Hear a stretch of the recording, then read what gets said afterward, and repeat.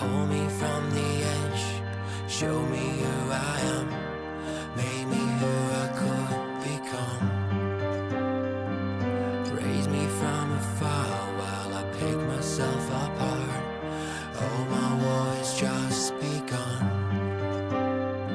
Sunk in silence, fake or science, what have we begun? I could tear these walls down or rise above them all. Look how far we have come. Da-dee-da-da-da-da. I'm a survivor, rascal of pariah. How far we've come, you and I, for eternity. Put on your war paint, let it show on your face. How far we've come, we as one for infinity.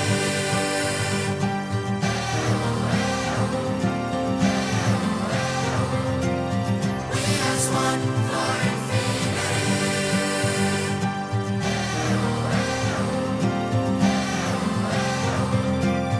We as one for infinity.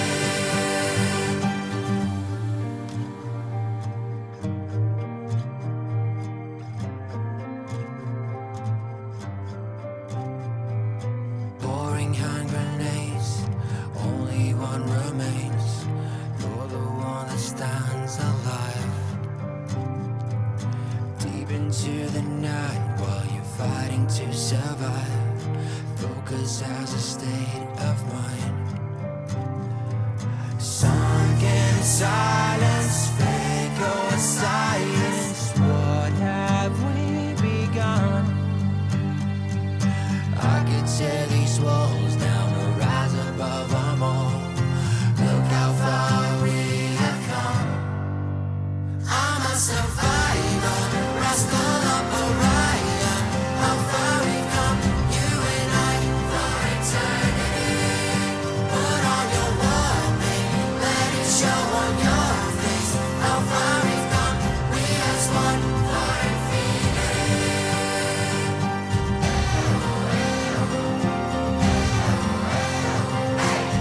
We as one for infinity.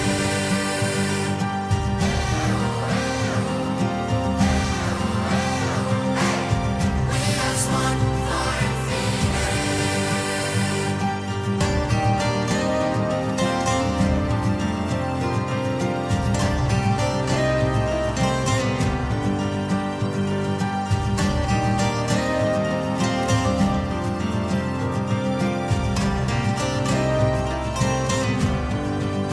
I'm a survivor, rascal of pariah. How far we've come, you and I, for eternity. Put on your war paint, let it show on your face. How far we've come, we as one for infinity.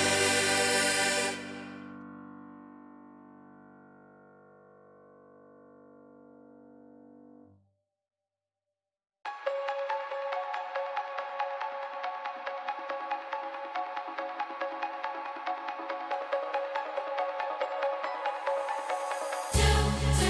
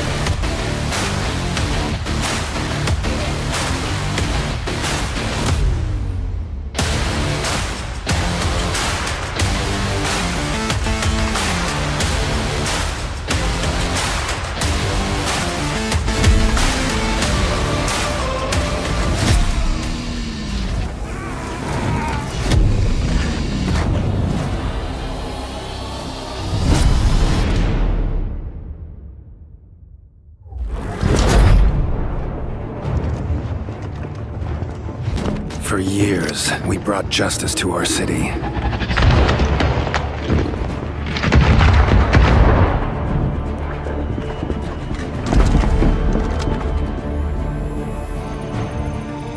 We made mistakes, fought amongst ourselves.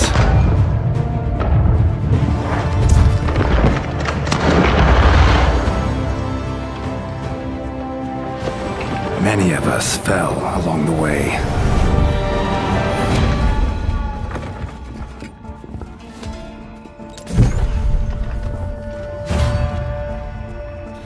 I almost admire your perseverance, Tyson. You and I could have been a great team. You'll never put your hands on my research. This ends today.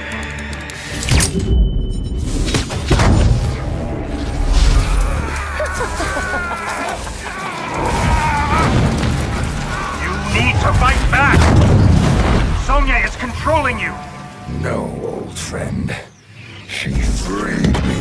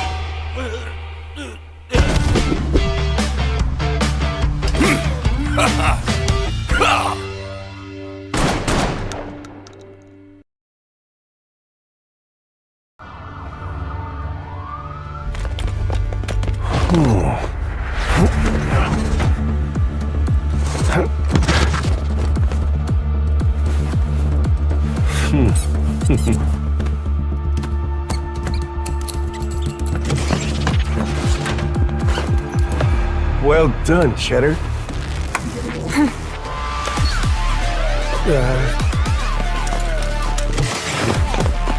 You! Free!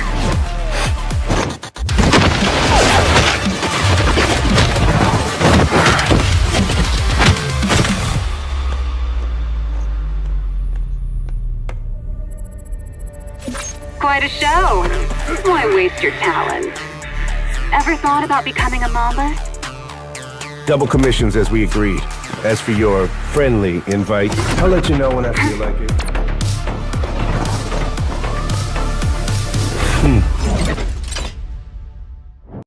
Okay guys, we did it.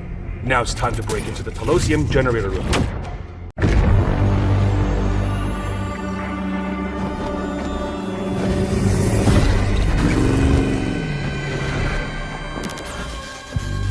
The scent of uncertainty in the air. I love it! Let's go! We relish making decisions. We delight in making our opinions count. And now that I'm in control, this game is in our hands.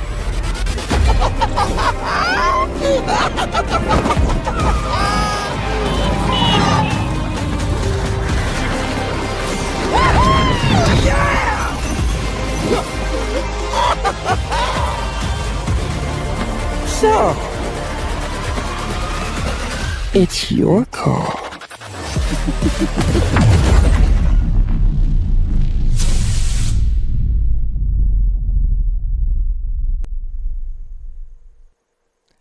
Ladies and gentlemen, welcome to the show. This is a Free Fire World Series USA 2026 Summer. This is group stage, week 2, day number 1. The final 3 days for 24 teams to get the ticket to the knockout stage. And it's time for those strategies out and double the hustle for the team so that they will not be left behind. On the desk, I'm Nacho the Gentleman Garcia, joined by my brother, the Masasho AJ, and we'll be your casters all throughout the tournament.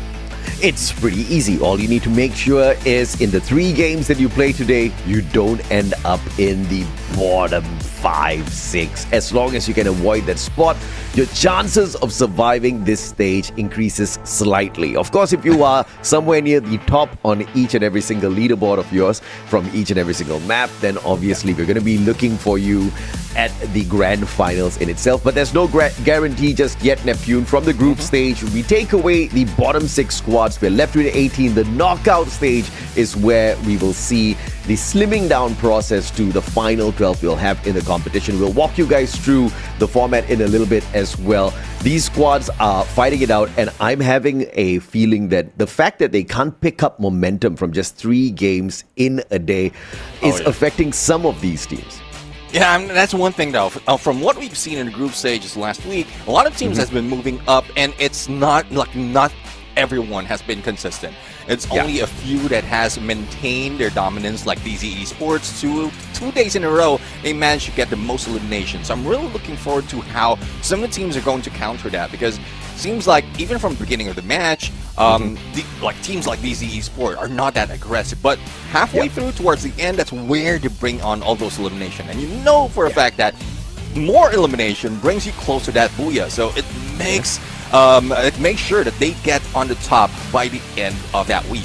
Absolutely. I've got my eyes on 1NT. I've got my eyes on Flash. These are all squads that are very capable, but like I said, the lack of momentum building has affected their rhythm in the competition. Usually we have these 6 games that they can just, bash through, right? If you fail a couple of times, bouncing back at the end of the day definitely was a thing. But now you got to shrink that process into just 3 games within the day. If you're discouraged, if you're just waking up with a bad little day, then probably you might be a tad bit affected. We've got the highlights from last week, Neptune. And some of these squads obviously put on a show for us. Teams like ZT, I expected a little bit more looking at how dominant they were in the previous leg. But, I mean, not to say that they didn't give us a lot of points. They just not the table toppers, which shows us the quality of the teams at the top. Yeah, exactly. I mean, from those in the top, it took a while, though, before they maintained or they got that momentum. But it's like, this is how USA has been, even from the past tournaments. There's a lot of shuffle that has been happening, especially when days pass, because you get more references, you get a more idea on how the teams are rotating, and you can catch them off guard. It's just unfortunate at the bottom that there are some teams as well who are being caught off guard, not getting away from those hot drops, and that's where they fall far behind. Because if you can strategize without worrying about the other teams, then that's when you start moving at the table, and then that's where you bring it on when it really matters. Knockout stage as well as the grand finals. Yeah, speaking of moving on the table, I think Celtics definitely a team that has caught our eyes quite a little bit. Very aggressive, very dominant, but not as consistent as teams like Nova or DZ Esports, right? We saw Nova make their run last week, a crazy sort of consistency when it comes to the placement points. But unfortunately for them, they're not the ones leading with the number of booyahs. But no booyah, no problem for Nova so far. They've only got 1 to their name, and I don't see them complaining.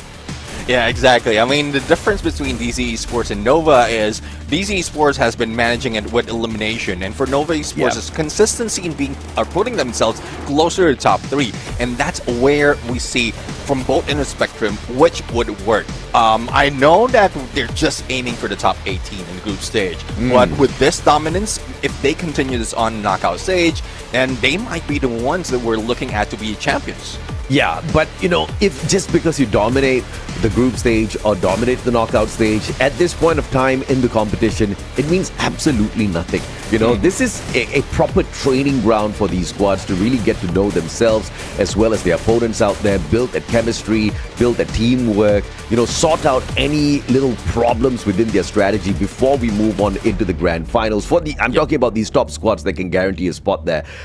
Because Champion Rush, Neptune, it's not about who can get the most number of points. It's all about who can play the right game, have a little bit of life's luck with them on that day as well, and run all the way to the top. And I think it's going to be fairly exciting once we cross that bridge, but I cannot wait till we get there. I wonder if you're going to see the same level of dominance from the teams at the top, because I'm expecting some teams to wake up today.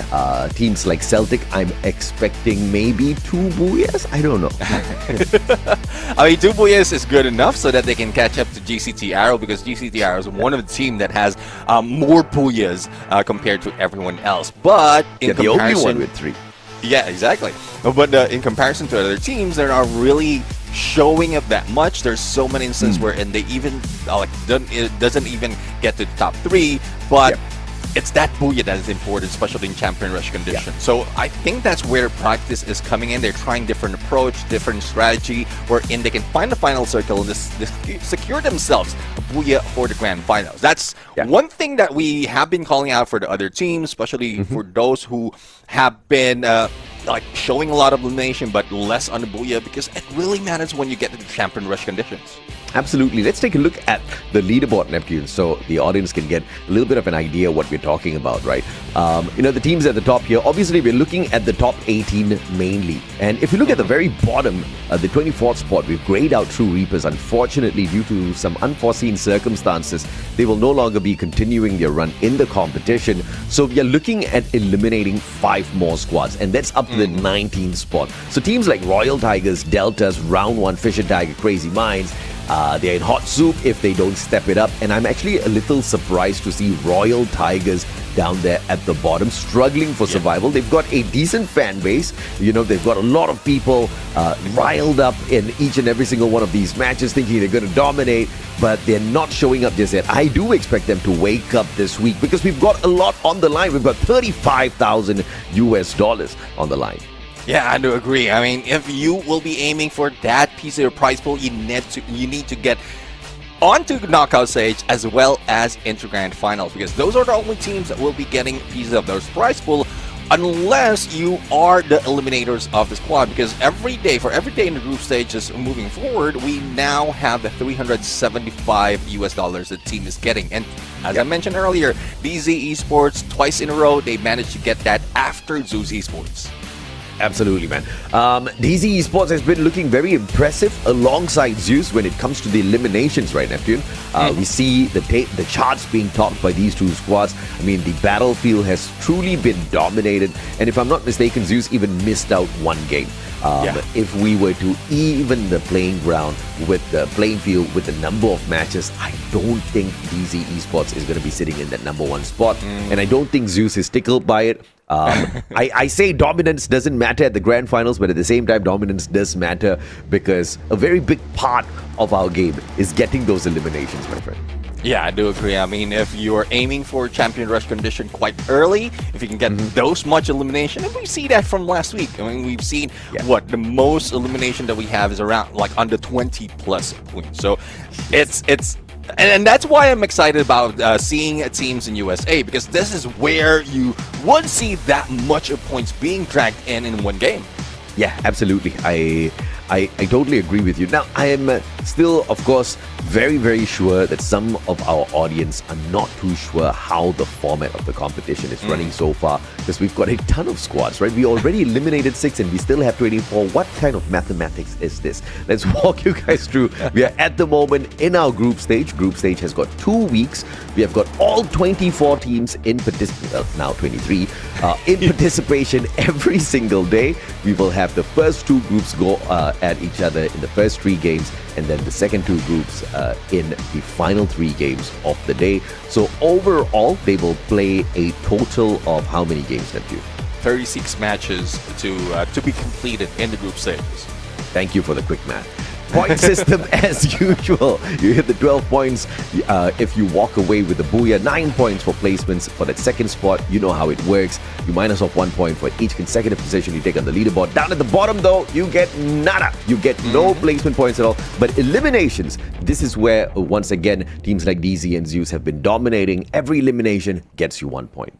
And this is where the emphasis of those elimination comes in, because even if you are being left out in the bottom, at least you get a few of those eliminations. And there's so many instances where even in the after 2 circles, we still have the full squad. So that's where they need to put up so much. I think we've seen the most is either a squad wipe or not really squad wipe, because they keep reviving their team.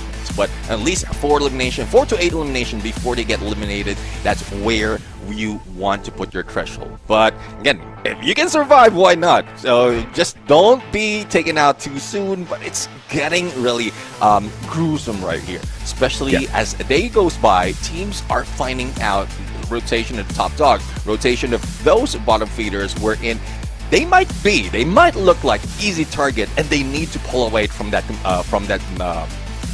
mindset, because if you want to survive, you want to get good rotations, get away from top dogs, and then you might not be in the bottom anymore.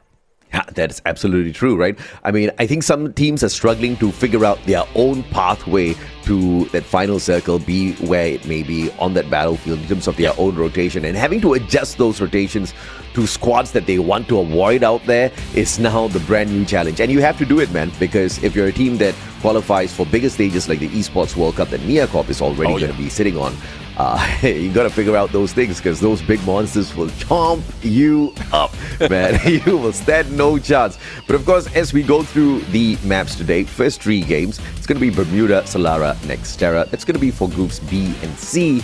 For Kalahari, Purgatory, Bermuda, we'll see the action from groups A and D.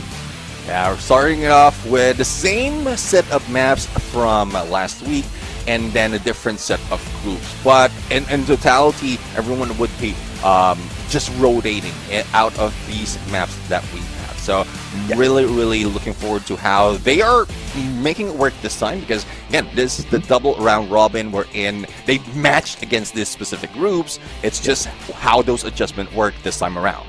Absolutely, man. But of course, again, Neptune, I think last week was just adjustments week. This week is where we see some of these monsters really wake up in the competition. I don't think the teams that we currently see in the top 12 are going to be staying there. We've seen some weakness out of some of these squads, and we've seen some past greatness from the teams who are not in the top 12 just yet. I do expect some shift there. Down in the bottom 6, though, Delta's Esports round 1. These are teams that we kind of felt did very well qualifying into the group stage. But, you know, on this playing field, matched up against these guys, they just haven't woken up in the competition just yet. Looking at their play style from last week, rotations were challenged, eliminations were difficult for them to find. I'm really wondering how they're going to be sorting themselves out this week, right? Because big changes need to happen. But one very big part of that is the mechanical engagements that we've been having out there on the battlefield, which is why we've been stressing, find your little mini launches to launch yourselves out of trouble. We are not seeing enough escape attempts out there in these lobbies. Yeah, I do agree. I mean, there's 2 possibilities of tactical market that the team will be able to bring out, other than the 2 like majorly important, which is the tactical market and then the team booster. So you have two team boosters, you can get all of 6 boosts, and then you have 2 tactical market. Enhanced hammer, that might change depending on how the survivability of your tactical market bearer would be, because if he gets eliminated, then you lose out on a lot of those opportunities that you can buy out of that tech market. So it's just a matter of understanding your teams, how well they can play it out based on your play style as well as how aggressive the squads are. Yeah, that's exactly why you don't want to get your butt kicked early in the lobby, man. These hot drops are just not for me, right? You got to avoid everyone as quickly as possible. You got to play the coin game, right? You got to pick up as much coins as possible early game, loot up those coin machines, and stack up on your team boosters first. And like you pointed out, Neptune, you got to get battle ready. You got to max out those tack markets as well. You got to make sure your team is well equipped before you get into a battle. I know it's so tempting, right? Just go out there and shoot something. But no, we should really be focusing on tactics at the end of the day, because that's exactly what makes a squad out there right now. If you look at the team boosters, teams are surviving outside the safe zone like never before. I have never seen so many teams survive outside of, inside, just tanking the blue. This has never happened in the history of Free Fire, and not many teams are abusing this wonderful allowance before it gets nerfed. Yeah, exactly. I mean, we might be expecting a few changes right here, so the team really needs to hustle, take advantage of what they have currently, and then make that adjustment on the next update. So I'm really looking forward how that would change or disrupt or destroy some of the teams, especially if they got used to the current meta, because it is like destructing, especially with how the teams are working right now. It's a couple of weeks until we see their true strategy come in, and then we have some meta changes happening out of the next OB update. So that's where you need to adapt quite quickly. And even like with the recent update, if you adapt with how your opponents are, with how your teammates are playing, with how the maps is set and the groupings are, then that proves that even when the meta changes, you have that opportunity to still move up the top because you can adjust that easily. Yeah, absolutely, man. It's insane, Neptune. The team booster is literally a weapon to help you survive outside and tank the blue, right? It's as simple as it is. You've got HP recovery, you've got speed up when you are not being attacked, when you're not in a gunfight, you've got the out of zone buff, and that's why if you look at some of these squads who are not maxing out the team booster very early on in the game, I think surviving the extra loot, getting those very last second revives outside of the circle is looking impossible for them. I really hope we see some improvement on that aspect of their games today, because we need Miacorp to have some tougher fight out there before they can get to EWC. Man, again, it's going to be a wild world out there in those lobbies. So I hope they bump into Zeus a few extra times. You gotta sharpen up your battle stance, right, in each and every single one of these fights. The flight coming on through. This is game number 1, ladies and gentlemen, boys and girls. Once again, we expect those monsters to be tamed by the squads who are looking for a little climb on the leaderboard today. Yeah, flight path would be coming into north of Sentosa towards Observatory, and we're seeing a few teams already dropping off, and this is where we're seeing that that changes, that adjustment. Only a few teams will be going for the early engagement, and one of those is 1NT going against Stellar Gaming. Now, Stellar Gaming has been stellar, I would say, in most instances after the adjustment has been done for the team. The only question, though, is has a 1NT made that rush as well? Yeah. Mini Uzi now. Zeus 2v1 Carlos. The distraction on the left. But he gets backstabbed. Curly Jake finds Fake before he knocks down King. Time Turner pulled up already. Gaviota, wrong move. Here comes Cartel Sir. And this is what I mean by the big ones being put to sleep early. Cartel Sir stepping it up. They're definitely nowhere close to the top 3 at the moment. But in the top 12 and playing to stay there, hunting down TMJ. At the very same time, Stella and 1NT in battle.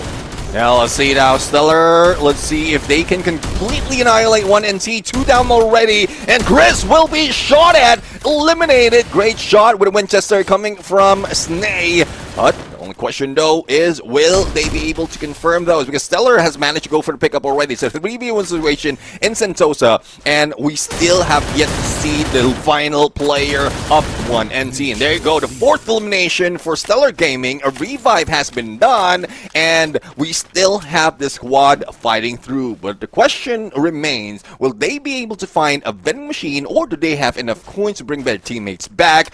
And will they be able to drop safe? You can automatically see already 2 team boosters activated by Stellar Gaming. This is most definitely HP, EP recovery, and armor. Very smart play from them just to have that battle advantage in that battle up against 1NT. 1NT, on the other hand, just had 1 team booster there, Neptune. I don't know which one it is, either HP or armor, but just a very slight difference in terms of how your defense is boosted. Gives you that upper hand, and ZT sprayed down from afar. Here comes Deltas, one of the squads we are expecting to wake up today. And Medina's gonna get hunted down. Thali, beautiful VSK up close and personal. Medina gets knocked down. They loot up, and the rest of ZT on open grounds here at Rimnam. And this is where we're seeing that Iris dominance, because Thali has that Iris. He got his enemies marked up, and damage has been received quite a lot. Now, ZD, I don't know if they will still be rushing into Deltas. I hope not, because Deltas is dealing with them quite well. Chris 09 M82B, but the shots on that launch pad is just a little bit delayed. So let's see if they can maintain that position for now. X-Kane, though, unfortunately fell to his death. He broke his ankles. It's a good thing Brian managed to pick him up, but still a long run towards the next part of this area we're in. From hangar, they can get to observatory or graveyard to be able to get a few more loots. Well, here comes round 1, INV at Shipyard. Round 1 stacking on each other. Pouncy, what are you doing outside? Chrono with the Punisher. VSK perfectly shot. Round 1 now backing away. INV do have the ground advantage here. And here comes the push coming through from low. Darius with the Mag 7 going in for the hunt. Erica grenade, big one. Darius, both players tagged. Erica with the monster nade, but no follow-up off of that just yet. Here comes Johan with the charge buster pushing on fourth. Palitaso with the VSK. Shots from afar. Bouncy gets a trip by knock. And the rest of INV for the response. Round 1. Losing out in this fight. INV 3 elimination and full man squad, and they're even guarding that vending machine. So this is where they will have, round 1 will have some trouble, but they can either move to Bullseye, where another vending machine is available, or just head into Plantation, because the blue is closing in already. But unfortunately, Chrono, I think the second time that we've seen that Grace Knight from the VSK, and he's doing a lot. That's beautiful by INV, wasn't it? Yep. A fantastic high ground advantage turned into 4 points. Stellar Esports, though, shut down by Shadow 7 off screen. 1NT finding Cartel, sir. Fake 8 is going to be pressured. Circle right behind him. 1NT in front, and they're going in for the finisher. Fake 8 is going to be the distraction as the rest of his team members get away from the compound. Trogon, easy shot for Count. And the rest of the Cartel players scrambling to get away. Let's see now. I mean, 1NT, they met up against Stellar Gaming. That now Stellar Gaming has been eliminated. There's no chance of revenge. So they will put up that rage against the other team who would be running against them. But the chase out for Blue is not over just yet. Carl Sir, Muslim, they are jumping away using a launch pad for escape and not really giving a chance for 1NT for that fight. Yeah, I honestly thought Muslim was about to take that shot. Now, this is what we were talking about. Get those mini launches out there. GCT Arrow with the reposition. This is what we were missing from a lot of these squads in week 1. You got to find those repositions quickly. GCT Arrow potentially up against INV in the vehicle. Paritaso backs away. VSK GCT Arrow have got them surrounded, but no shots finding those connections just yet. Let's see though. We have Deltas still on Rimnam Village after that battle earlier. They did manage to get 5 elimination already, but they need to move fast because a lot of teams has been moving up north where some of the teams has been occupying getting all those elimination. One of those is Caesar. We have GCT Arrow that we witnessed earlier, and it might be troublesome for most of the teams like Zeus Esports, who's missing one, and even King has needed to be revived. So it just doesn't add into the numbers if they won the fight against these teams. And Naipakeri, off camera, has been eliminated. The battle continues in northern part of Bermuda. Yeah, the big boys are going to sleep early, Neptune. Gotta love it when the predictions come true.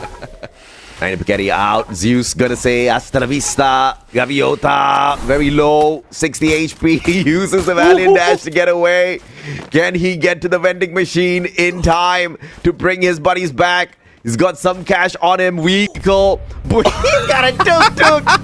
The tuk-tuk's got the boost though. Straight to the vending machine. The squad will survive for the time being.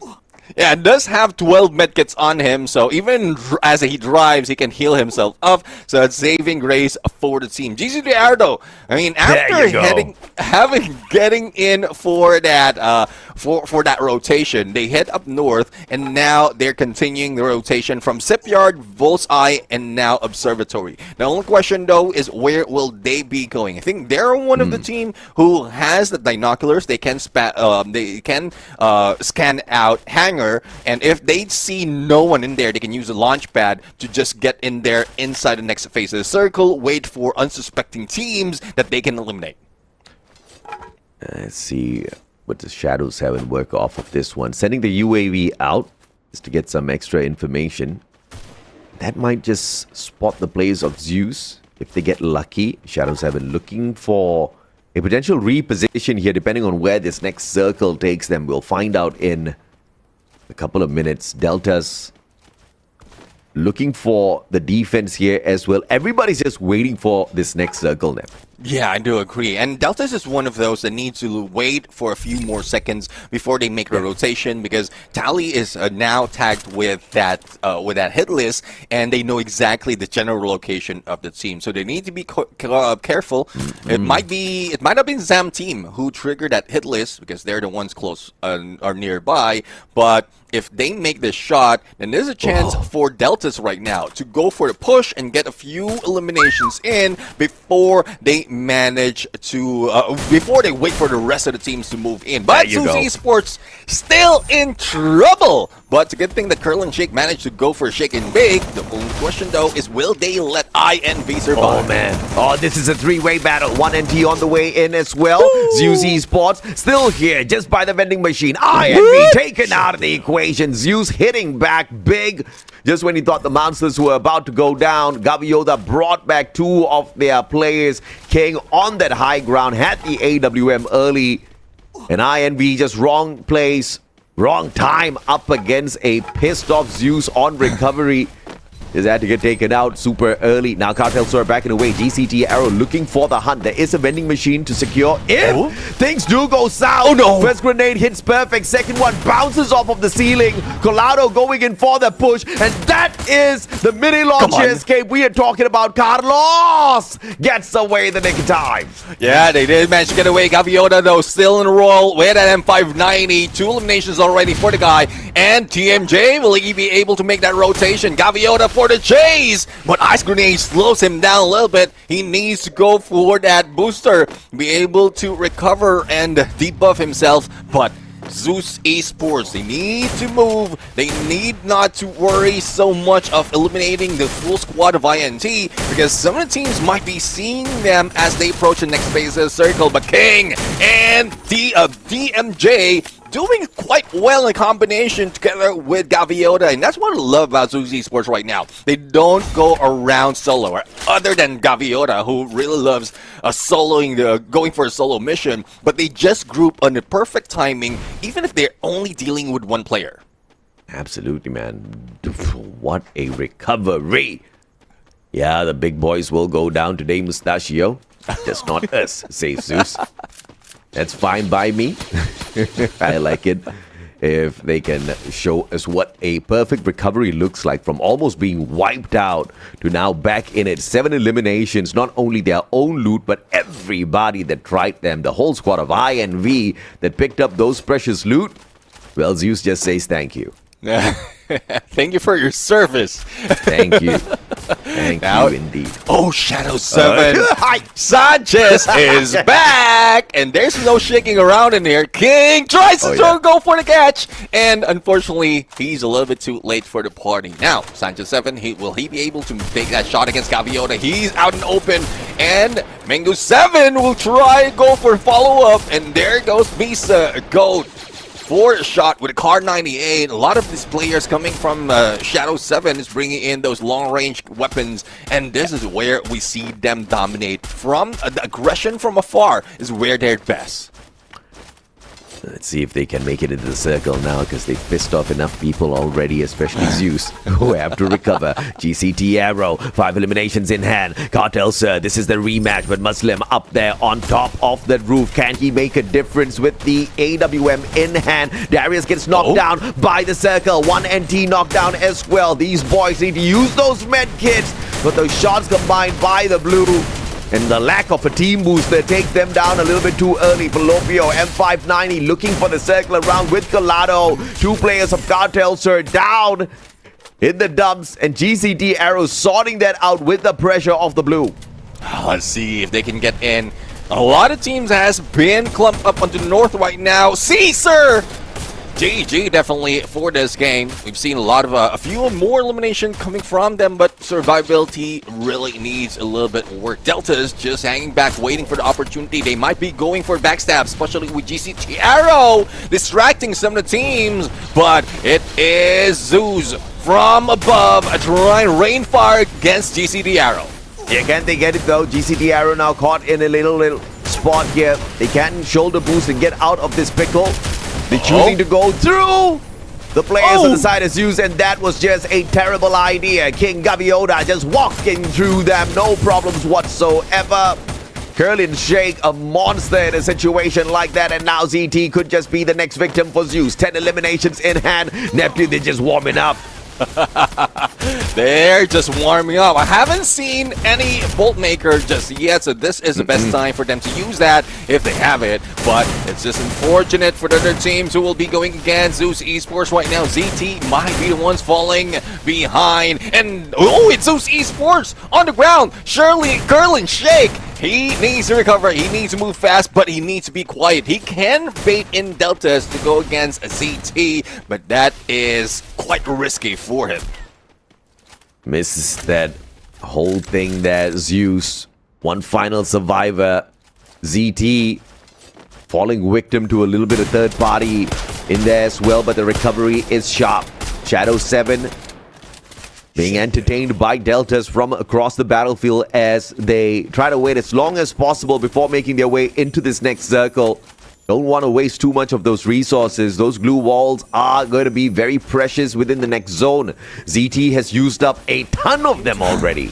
Let's see if they can still recover. A couple of glue walls laid out, reducing their weaponry, they're reducing their resources. Shadow 7, though, has maintained a distance from the rest of the squad, and this is not a team that they won battle, especially with Tally on that Iris. And Sanchez 7, despite of having those glue walls, that might be the fault of him. Hopefully he got a little bit more backup, and Medina on the other side, dealing with some of the players of Shadow 7 and Nando. P77 has been taken down. 2 teams at the same time, despite of how low they are in numbers compared to the rest, they're still as aggressive.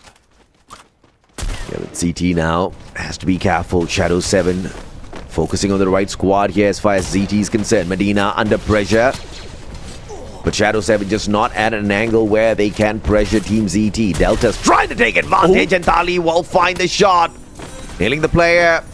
ZT now just left with 1. Medina all alone has the Moss. That's the only saving grace here. Try to play for placement points, but I think this is about to be done. Final survivor from the side of ZT, just not enough to get them anywhere close to that second spot. Misa Goat down on the ground. Mag 7 not working on their side. Nando walking in with the M590 to sort this out, and he finds Farox perfectly. And that Valiant Dash will sort this out as Shadow 7 pretty much guarantees Booyah number 1. Bro, aggression from 4, but CQC not left behind. And I was not expecting that M590 coming out from Shadow 7, but this is just a play on the team. They know how to deal with a lot of elimination from that distance, but still in CQC, you see the priority on picking up the teammates. That's where they were working on to make sure that they have the numbers against the opponents.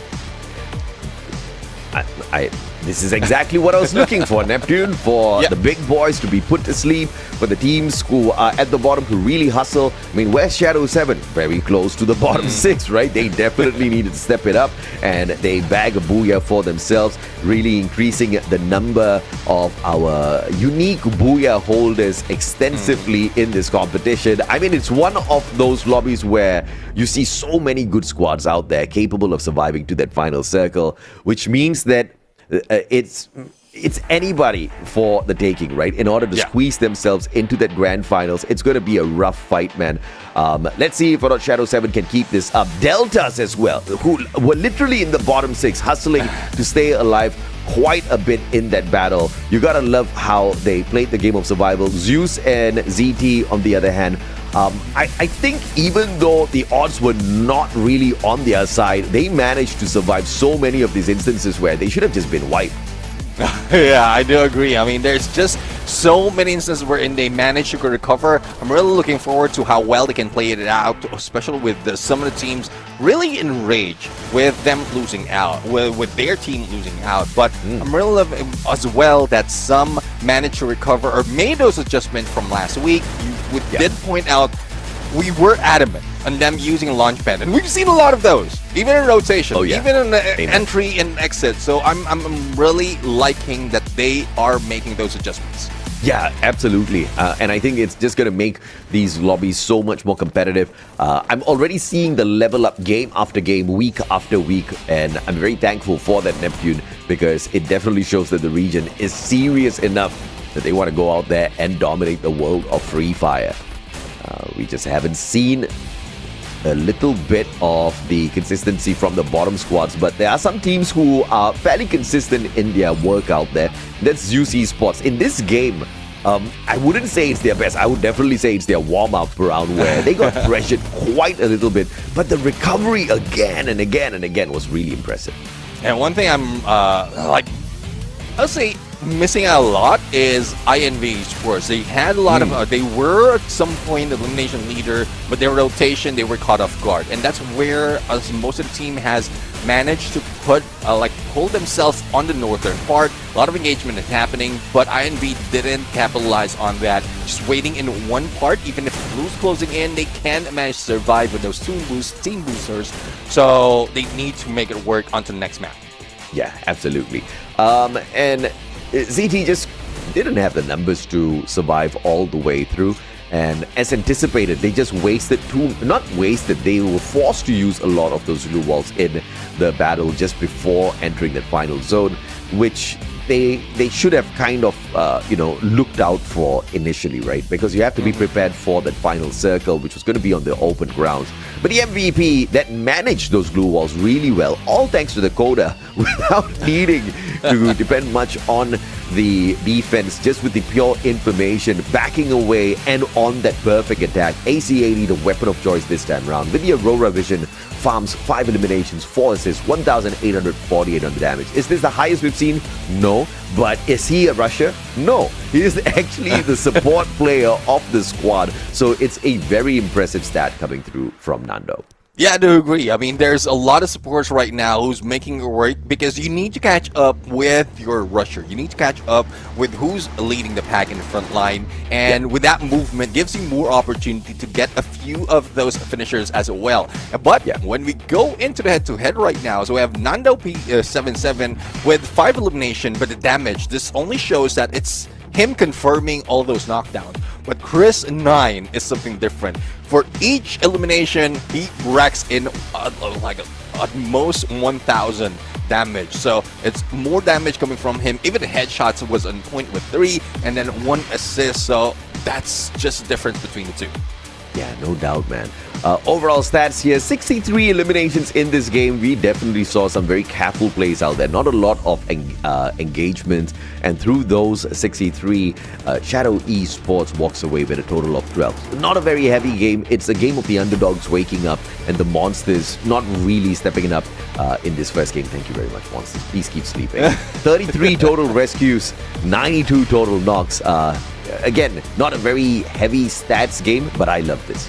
Yeah, exactly. And I'm really loving that some teams are maintaining this balance compared to what we've seen in some of the matches we're in. It's very top heavy in elimination. Now it's quite spread across, and it's matching the survivability team. So if you were getting the Booyah, you get like almost a 12 in there, and the same goes for the rest of the teams.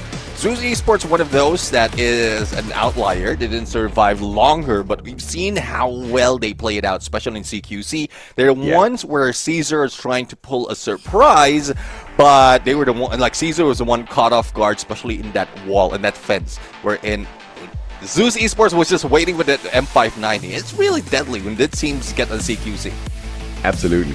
I'm very curious about the leaderboard because I want to see how the other squads performed as well. It's not a numbers-heavy match, which means we don't get to see a lot of movements on the overall leaderboard, I'm assuming. Well, overall leaderboard right now, I'm just looking into bottom 6 because that's where the catching up needs to happen. And Delta Esports is still down by 30 if you compare them with ZMF. Now, for some of the teams right here, they will be moving that slow. Delta's Esports is one of those that has the potential to catch up for this few rounds because they're part of B and C. Round 1, no. Even if they tried earlier, they didn't put in that much, so they still end up at the bottom 6, currently on the 21st spot. It's a Shadow 7, a decent step up. Deltas will be able to improve their spot overall as well. But quite a distance for Deltas to really make a decent break into the top 18, right? I think consistency is going to be key for this squad, unless they hit a 30 bomber. Neptune, we've seen it happen before. We've seen some teams go wild from the bottom 6. They just jump into the top 12. No problems whatsoever through 3 matches. I think it's still very doable for some of these squads. We still haven't seen the best out of teams like round 1, and whether or not they're going to be able to pull something like that off, I'm very curious to see if that's going to happen, man. It's really tough right now because round 1 is one of the teams from that from the qualifiers, from that survival stage. We see the potential coming from them. But going against old Titans, going against these teams who are really hungry to put themselves at the top, it's getting more and more difficult for them. Round 1 is they can bring in the Booyah, but they need to strategize a lot. They need to wait a lot, and I think in most cases that they managed to get in the top 3. It's just that they couldn't survive with a full squad. Thus, they cannot make that Booyah in. Yeah, I do agree with you, right? You got to keep your numbers up.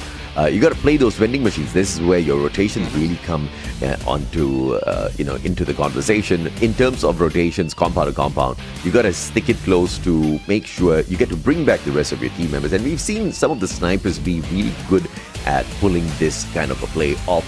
We've seen Muslim on the side of Cartel Sir. On the side of round 1, Sammy King and Doris, these 2 players are ones that you can definitely count on, right? Sanchez 7 for the side of Shadow 7. Overall, superstars definitely in our competition here. The only problem is, I think, in the previous game, Zeus didn't really get to wind up. They kept getting into battle after battle. Yes, there was some recovery play, but the other teams who were steadily warming up, my question this time for the second match is going to be, can they show us their consistency? Can they actually end up doing that again? Or is that a game where just because the monsters were sleeping, they got to get far? I mean, Shadow 7, the move that they have right now is just for survival team. Just getting in the final circle, keeping their distance from the rest of the squad, and we know with Sanchez 7 into the mix, he can make those shots. He can get those elimination in. Thus, even without going in for the engagement, last final 4 teams, 3 was just in the northern part of that final circle, and like Shadow 7 is just hanging back in the south. So that's what we should expect more out of Shadow 7, especially as now they are moving up the ranks, already crossing that top 18, and this is where they can or they need to maintain it, not to be caught off guard by any backstab, any third party. Just keep their distance from the rest of the squad. At the this is a blessing, right? Because for Shadow 7, as far as they're concerned, Bermuda is their best map, Solara is their second best, and here we go. They are getting their best back-to-back. This is a huge advantage for Shadow 7. This is where we say a little bit of that luck has to be sprinkled in there as well in terms of the maps, because, on a day where they get to the finals and we've got the randomizer coming out, you definitely want to land on the maps where you can pull some confident points away for yourself. This is it for Shadow 7. Can they go back-to-back as we head on into the slide rails filled Solara? Oh yeah, Solara right now, slide rails definitely is a good entrance exit. They can ease off on those launch pad right now, but it's how they drop that is really crucial. Will they be going for the early engagement? Will they be heading into the middle of the map wherein you have TV tower as well as archway that would help you loot up, but also gives you less opportunity for those meetups against the other squad. But the teams already on the flight, already on a drop, and some, like Deltas, has already dropped in to Windmill. So I don't think anyone would be contesting that, but GCT Arrow, the only team in TV Tower. They might be meeting up with Caesar later on because Caesar is in Bloomtown. Yeah, Shadow 7 might be able to catch off a player from the side of Deltas as well, Sanchez. Of course, depending if he can find a sniper for himself early game. GCT Arrow, on the other hand, a potential skirmish with the Cartel SWR players could just break out. But we do have a little bit of a hot drop potential here, Neptune. 1 NT alongside 90 Piketty Esports. That could be a battle that breaks out in a bit. Oh, 90 Piketty. I mean, they were unfortunate earlier because they were eliminated a bit early.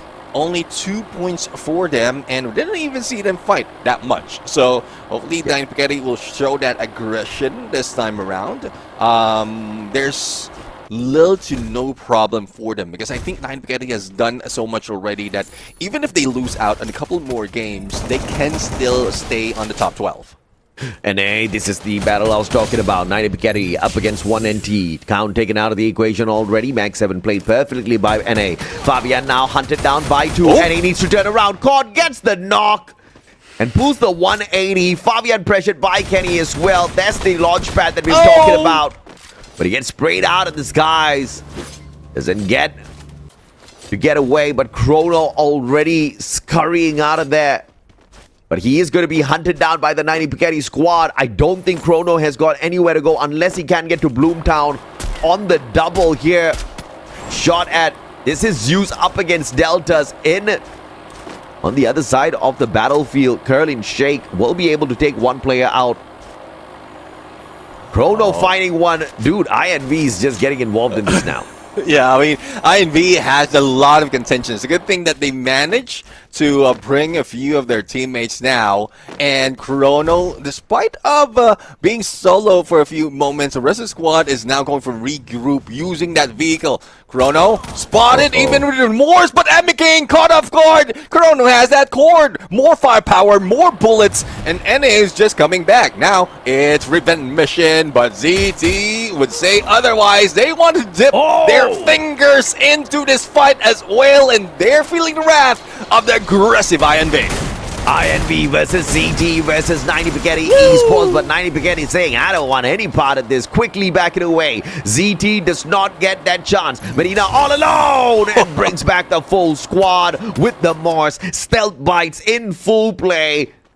This will be miraculous if he gets to get away from the situation as well, but the stealth bites will wear off, and just in time, scurries behind a boulder, has the Car 98, has got the auto aim on his side. Oh! Beautifully worked with the auto aim. Medina punishing with the Car 98. Low pressure.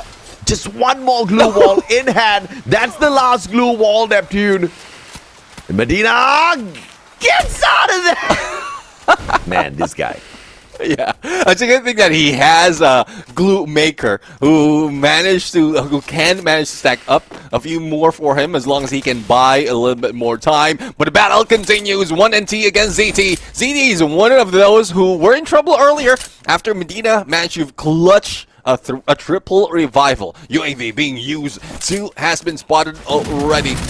And will they be able to make that rotation? 1NT wasn't caught off guard. They were just prepared for that push, but we're seeing one team being eliminated already. Stellar Gaming, Stellar Esports, really tough, especially as they went in for an early engagement that we didn't even see, but it's just quite quick that some teams can't be eliminated in this kind of battle in the first 4 minutes.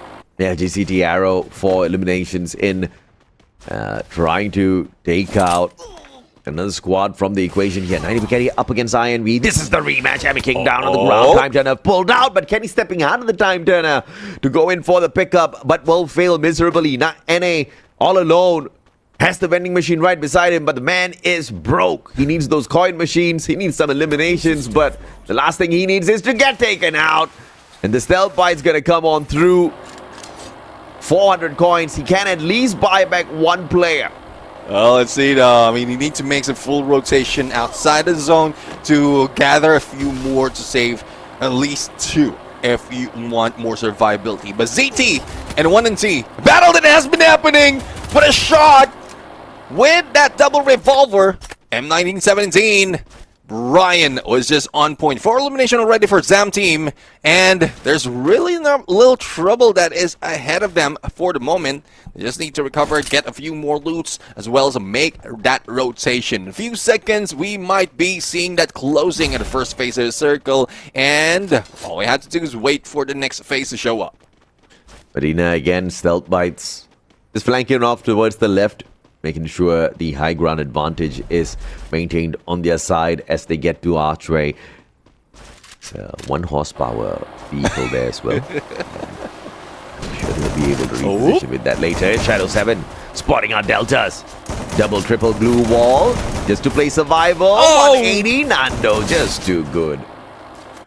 Yeah, that is Nando number 1. Number 1 elimination. You mean Nando number 77?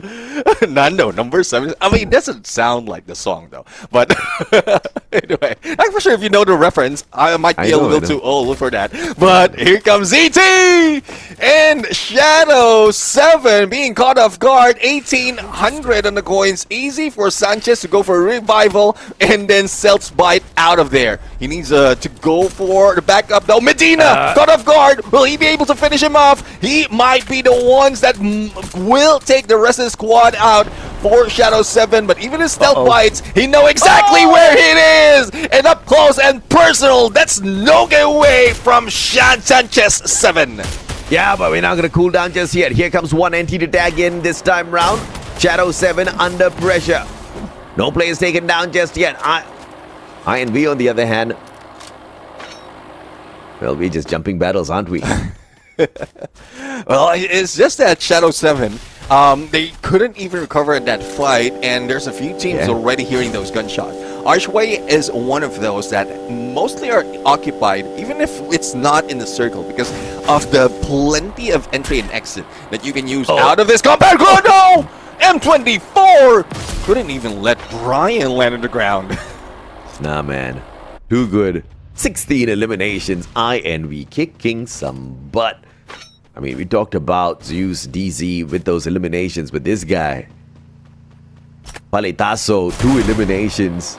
Looking to catch up with the rest of his team members. The VSK was just too accurate in those instances, but he's still far, far away. I'm very sure Chrono got a lot of the assists off of Paletazo because, man, this guy is quick. Has the M24 in hand now as well.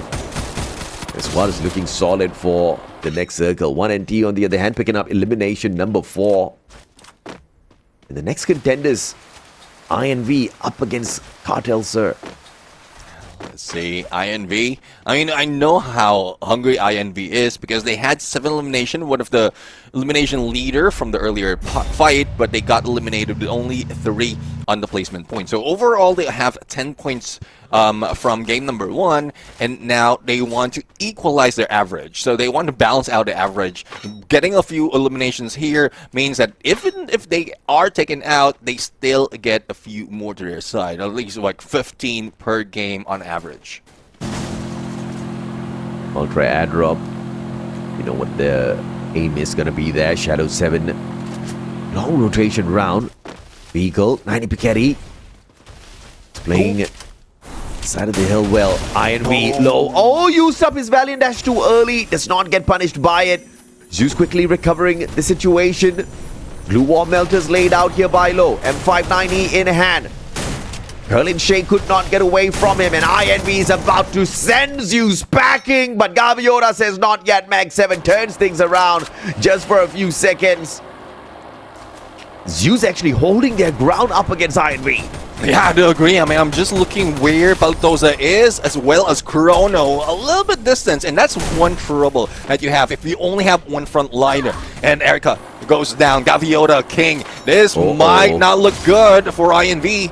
They might be seeing the same scenario that they have earlier. It's a good thing that they already managed to get 16, if not 17 elimination. Low right now after being revived. Has a chance to regroup with Chrono, and recovery is on point. They need a vending machine. They need to bring their teammates, but one of the players from Zeus is waiting. Curlin Shake couldn't shake it anymore, but it's just a back and forth. INV and Zeus Esports. King switching over from that cord onto the Max 7. Will he be able to make it? Not yet, and they stay alive. Curlin Shake and Gaviota attacking from the back, bringing in TMJ for the play. INV under pressure. Zeus overwhelming them. They do have those revivals as well. It's a 3v3 fair fight. Gaviota, M590 and the pickup. Erica dropping right into the battle. Valiant Dash with the cord gets the advantage. Palitaso down, and INV 17 eliminations, but they could not take down Zeus. Dude, INV, even coming from a drop, they're still aggressive. I know the ideation, but that was not...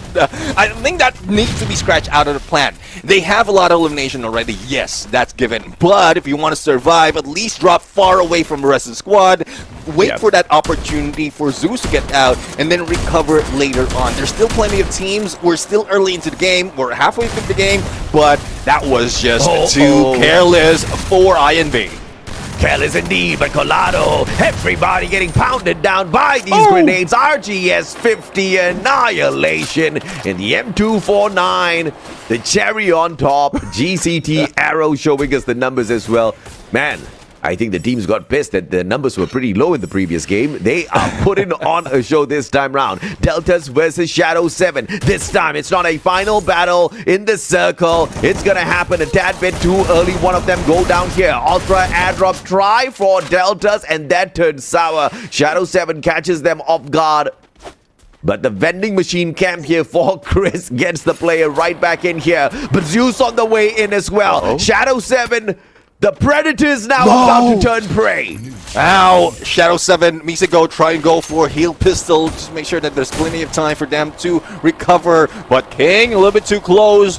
Gaviota, it's a good thing Gaviota has been eliminated already. King is not that aggressive on the front line, but he needs to be careful. 1 and T being eliminated in 7. Sanchez 7 relocates on the other side, leads the rest of the squad, make sure it's safe, and then they're out of here. The only question, though, is how are they going to fight back against Zeus Esports after winning that fight against INV? Seems to be a little bit more aggressive.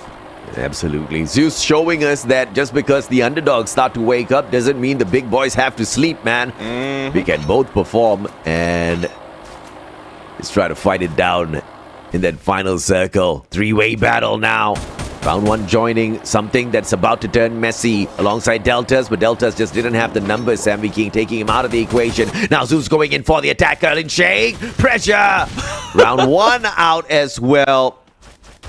GCT Arrow versus Shadow 7 is going to be a tough one because I think both teams will not want to let go of that vending machine, but they still do need to squeeze themselves into that next circle, and this is an aggressive circle.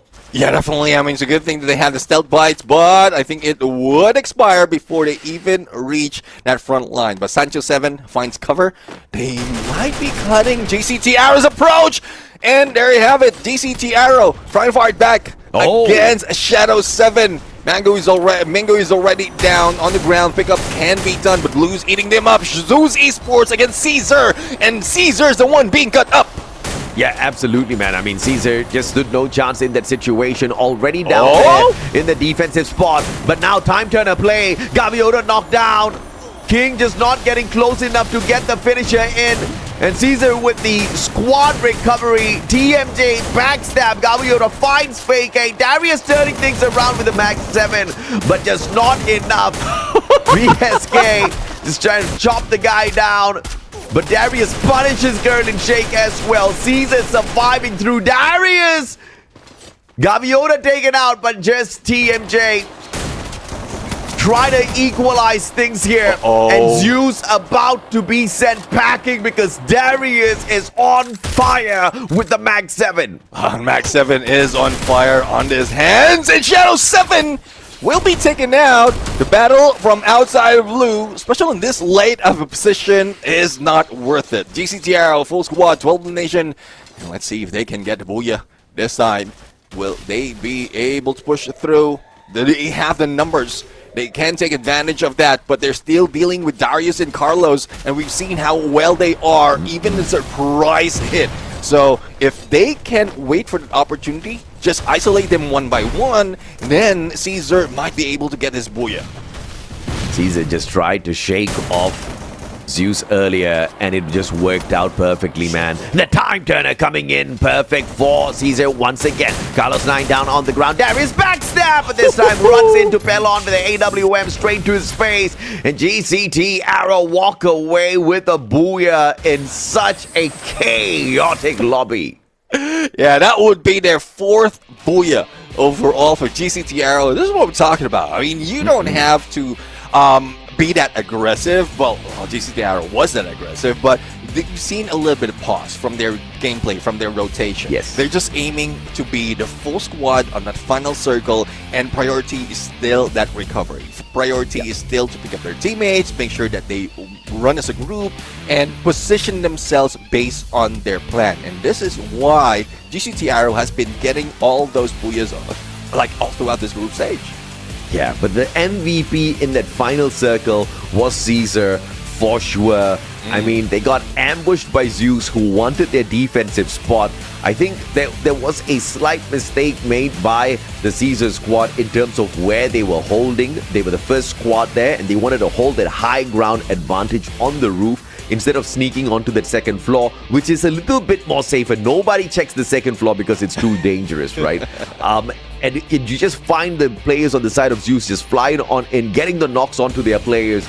But the time turner, they jumped off of the roof, pulled out the time turner, and that was one of the best survival moves we saw.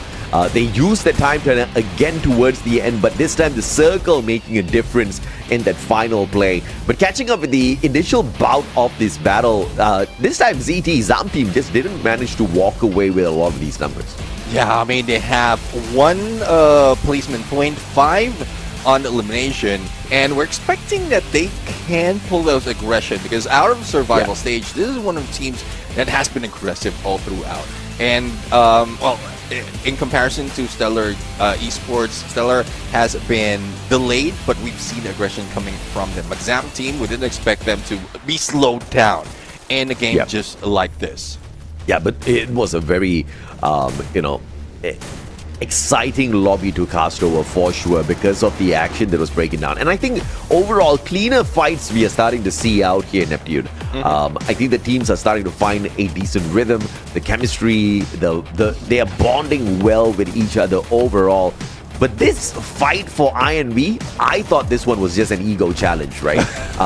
They just didn't want to give up that compound. They knew they had a lot of eliminations, and there was nothing that they could lose because they're already in a decent spot. They're not really, at risk of losing their qualifier into the knockout stage. And they just went all out, and they realized the rough way that Zeus is not here to mess around.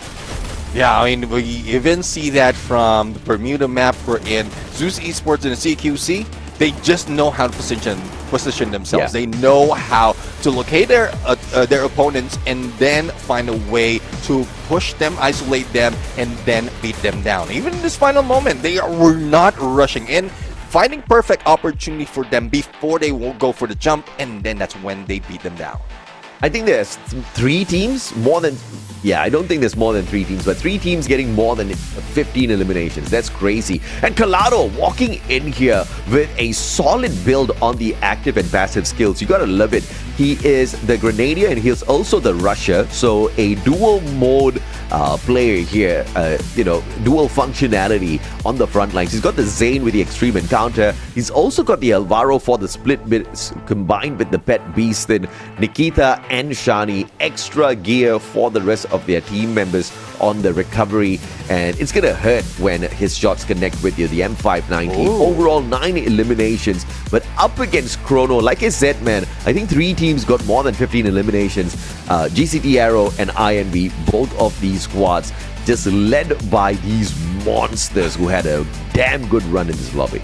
It's a good thing that we have an equalized head-to-head right now, because yes, elimination is in there. There's a few difference in damage, but you know that, like, even from some engagement, you know that you have to finish your opponents even if you're not the ones who knock them off. But it's elimination 95, close to 100. Yeah, and we didn't expect that from Solara. Most of the time we see this either in Bermuda or Nextera, but I'm really loving how the teams are working up this time. Yeah, absolutely. I think the battles were absolutely insane. Loving the action this week round. I'm a man of very few complaints as of these first 2 matches. The only complaint I have is the fact that we actually missed a couple of those fights, but you can't help it, Neptune. So much of chaos out there breaking down at the same time. Yeah. You gotta take your pick on which fights you watch. And, by the time you catch up, some of these teams are already on a hard reset. Speaking of hard reset, the way Zeus recovers from a hard reset is very admirable, but it's kept them away from the Booyah. GCT Arrow, on the other hand, you don't see them very active early game. Even if they do get pressured early game, they always back away looking for that heavy recovery, which has kept them consistent, very consistent on the placement points. And I think that's exactly what has gifted them 4 Booyahs so far. Yeah, I do agree. I mean, I'm really loving that. You did point it out, that 3 teams got 15 and above on elimination. So one of those, well, INV we know for a fact, because they have, 16 before they got taken out. It's just unfortunate they didn't survive that long for placement point. We have GCT Arrow with 15 and Zeus Esports with 18. And we know that Zeus Esports did get that 3rd place, so they have a total of 26 points, but that's just 1 point below GCT Arrow with that Booyah. Yeah, quite far away from the side of GCT Arrow with the placements, but Zeus still dominates this leaderboard through eliminations. Currently topping the charts with the number of eliminations, but they do not have the equal number of games played so far. So that just shows you the kind of dominance this squad can bring onto that battlefield. We've got 1 more game to go that we will have the pleasure of watching these 2 groups to battle on. It's going to be Nextera for the battle between Group B and C. Don't worry, I mean, we see 95 eliminations out of that Solara. Nextera is where we see more of that fight because of the number of compounds, number of vending machine available, though it's not close within one vicinity, but we've seen how well the teams have been weaving in and out of those small compounds just to make sure that they can survive, not being shot from afar, and that's where we increase the number of elimination out of the team. So more chances for some of the teams who are catching up, especially for Delta's Esports. I think they have been pushed down in there, but they're slowly making their way. The gap, though, is huge. If we're talking about ZMF, who's currently not playing yet for this final game. We're seeing, most of the impact in these fights be the mechanical capability of these squads, Neptune. The active skills, they do play a role. How big the impact of these roles are is definitely, dependent on the situation. But I think one thing that has been making that massive big of difference here is the loadout, because we're starting to see many teams capable of playing the late game strategy as long as they've got a double team booster setup within their squad, and they start maxing out their coins very, very quickly so that they can get these boosts quick. Because, man, early game, it's not cheap. I do agree. I mean, early game, well, it's not cheap, but especially if you don't have those coins just yet. But I'm really loving that there's a few instances wherein even in drop you have a few free already. It's up to you who or one free already, but it's up to you when or which one you're going to choose. If you're on early engagement, you can deal with either the armor or the HP EP recovery, or if you're on the run, you can start with a speed up and extra heal. So those are a combination. It's only towards the late game wherein we see the out of zone buff as well as a blue wall, because or midway up until the late game, because that's where those combination is crucial, and most of the time you have enough coins to buy all 6. Yeah, absolutely. And it's all about the progression for some of these squads as well, with the enhanced hammer that has become a little cheaper and a little bit more viable in Battle Royale. Of course, prioritization is going to be key here, as well as to who did they choose to put their money on, right? Who does the squad say, okay, because you don't get to upgrade the weapon in general for the whole team. You get to choose one player to just, give him a little bit of a bump up on his weapon. And this is where we see some of these monsters wake up in the squads as well. They know who is the Reaper of Souls on their squad. I mean, the Mag 7, these guys are getting, a little bumped up on the M590s, the AWMs we see being enhanced as well. The enhanced hammer finally is a big difference maker on the battlefield as well. Yeah, I do agree. I mean, imagine Gaviota with the Max 7 or M590s already, like they have enhanced hammer and it's already that tough on the second phase or the third phase. And then with that team booster already added up, especially with speed boost, and he have a passive to fortify that M590 like the Nikita, that would be a well, we've seen him being deadly over already, so that would maintain his dominance in the game. But we're just talking about one player. As you did mention, they have to choose. They have to prioritize on which role they want to give that enhanced hammer, which weapon they have to boost up. And for Shadow 7, I think Sanchez 7 is one of those that really needs that, especially in the early engagement, because he doesn't go in a CQC compared to Ressa's squad. Even in rotation, you can see him fall away from Ressa's, from most of the teammate, and the stealth bites is being used not just for exit and entry. It's more of that flank that Sanchez 7 has been doing so well. Game number 3 for groups B and C. This is the final opportunity for 1NT Esports to pick up the Booyah for themselves, because they are the only squad in the top 12 right now without a Booyah to their name, Neptune. But their run thus far within the day has not been the best. If this can be a solid recovery game for them and the Booyah, I think they can rest easy until they resume tomorrow. Well, let's see though. Flight path right now is coming from Grab Labs, heading into northern part of Rustown, and it's quite easy for the teams to get into Museum. Not a lot of teams has been heading in there. Grab Labs is one of those maps though, or area of the maps where in early engagement mostly happen. But I don't know how the teams are making it work with that loss of gravity, with that like increased time on the air right now, because not a lot can pull off, especially if accuracy is involved. The 2 free boost already activated for the squads. This is the use of bringing in 2 team boosters to your squad. Those things are basic, right? You don't want to have 4 enhanced hammers out there. You get to enhance them a little quicker, but probably get knocked out of the lobby way too early. Wason Pew back it away. Yes, the team boosters are point number 1, but point number 2 is going to be finding those weapons.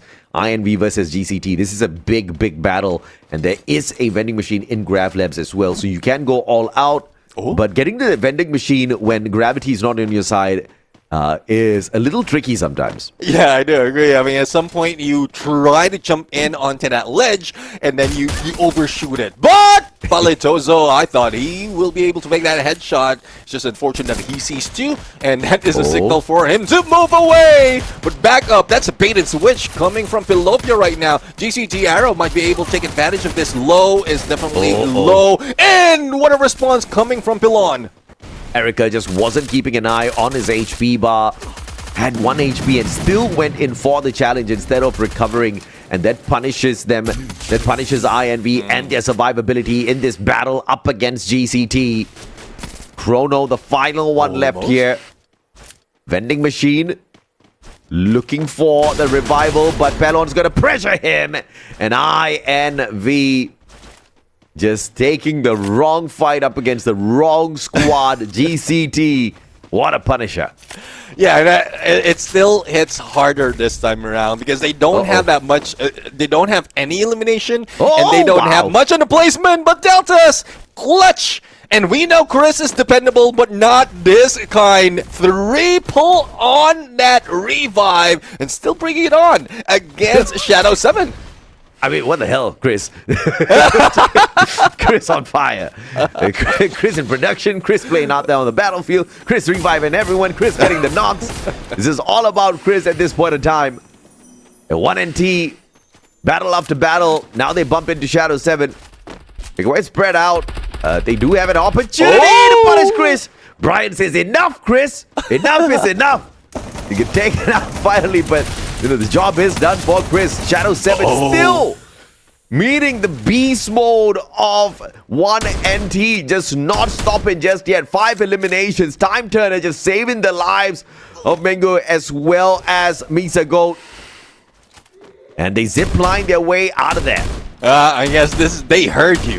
You called them out that they haven't had any booyahs just yet, and they're trying to do that. Stack up an elimination, making sure that they don't have that much contention later on. And if they can eliminate Shadow 7, that is a huge opponent to take down. And if they couldn't survive towards the end, then there's a good chance that INT might be able to bring that aggression from afar. We've seen their snipers do well, but Deltas, well, surprise, surprise. They didn't expect that Shadow 7 will be in here already. It's a good thing that they have great glue wall placement. Couldn't even leave Shadow 7 to go for that stairs, but why would they have to jump off when you have them already caught off guard? Nando's like, get in the car, guys, or I'll drive away without you. They're coming. They're coming. 1NT right behind. No snipe. Oh, that's the shot. 1, 2. Recovery. Misako. Oh! Call out. It's Stella. I mean, 2 players shooting at the same time. And 1NT now hitting the boys on the side of Stella Gaming. The action just don't stop. One team leaving the other into another as they escape. Zeus, though, this time being pressured. It's now Caesar. 2 players down on the ground, taken out of the equation. And the revival coming on through just as quick. Caesar hitting the double revival as where Darius pulling in. Darius? Darius eliminates Darius. Man, he revives and then he takes himself out of the equation saying, I am out of here. Yeah, well, we'll see. Now, Zeus Esports, it's great that they managed to fight off against Caesar right there, but it was just curl and shake, like them making them suffer a little bit more. They're right in the ground, and he's out there, nowhere to be seen, and he's just using that VSK on point. GCT Ardo, triple revival, going into Grab Labs, and I don't know if they can spot out, or they have spot out one of the players from Zeus Esports, but if they can do so, then at least they can deal with a few more players, or reduce the numbers of a few more Titans that we have in this fight. Pelopio just thankful to find some decent loot here the very moment he drops back in. 1NT, like I said, their final opportunity of the day to secure a booyah for themselves. The only team in the top 12 without a booyah to their name. 6 eliminations in hand so far. Definitely rocking it at the top of the leaderboard. They have to slow their pace down. Low in coins, low in the rest of their utilities as well. You need to get more glue walls before jumping into another battle. And Doris up top. Grows up finding the head. Nando just pushing the boys back with the ice grenade. VSK in hand. Round 1 looking to dominate Shadow 7 with the high ground advantage here. Bowsy has got the information, plays it back to the rest of them, but just shows up too much. And Nando with the punish off of the VSK. And that's one thing, though. I mean, I'm really loving the position coming from round 1 right there. They are out of reach, especially in CQCs, but they need to be careful from those snipes. GCC Arrow right now, 5th elimination. A confirmation is bound to happen. And there goes the vehicle gameplay being brought in. GCC Arrow with 7 elimination already, spread out a little bit. But they can still get into next phase of the circle. Shadow 7, though, dealing with round 1. And it's not looking good for round 1. They were in a safe spot, but they just showed up there. They just show up just a few pixels for Sanchez 7 to make those shots. Yeah, that's rough, man, for round 1. They just did not know how to deal with that situation. They had all the advantage in the world. They had the bird's eye view. They knew the positions of the Shadow 7 players. Just no execution on their side, and Palmsy getting taken out early just didn't help their case at all. Beautiful Valiant dash gets the knock. King just busted through these players one after the other. Farox is not going to survive that one, as Gaviota now looks for the flank around. Drogon hitting those glue walls. Farox, the escape is looking solid for the time being. King can't drive away anywhere. Winchester Farox actually makes the getaway. Chris for a double revival. No. That's just a distraction.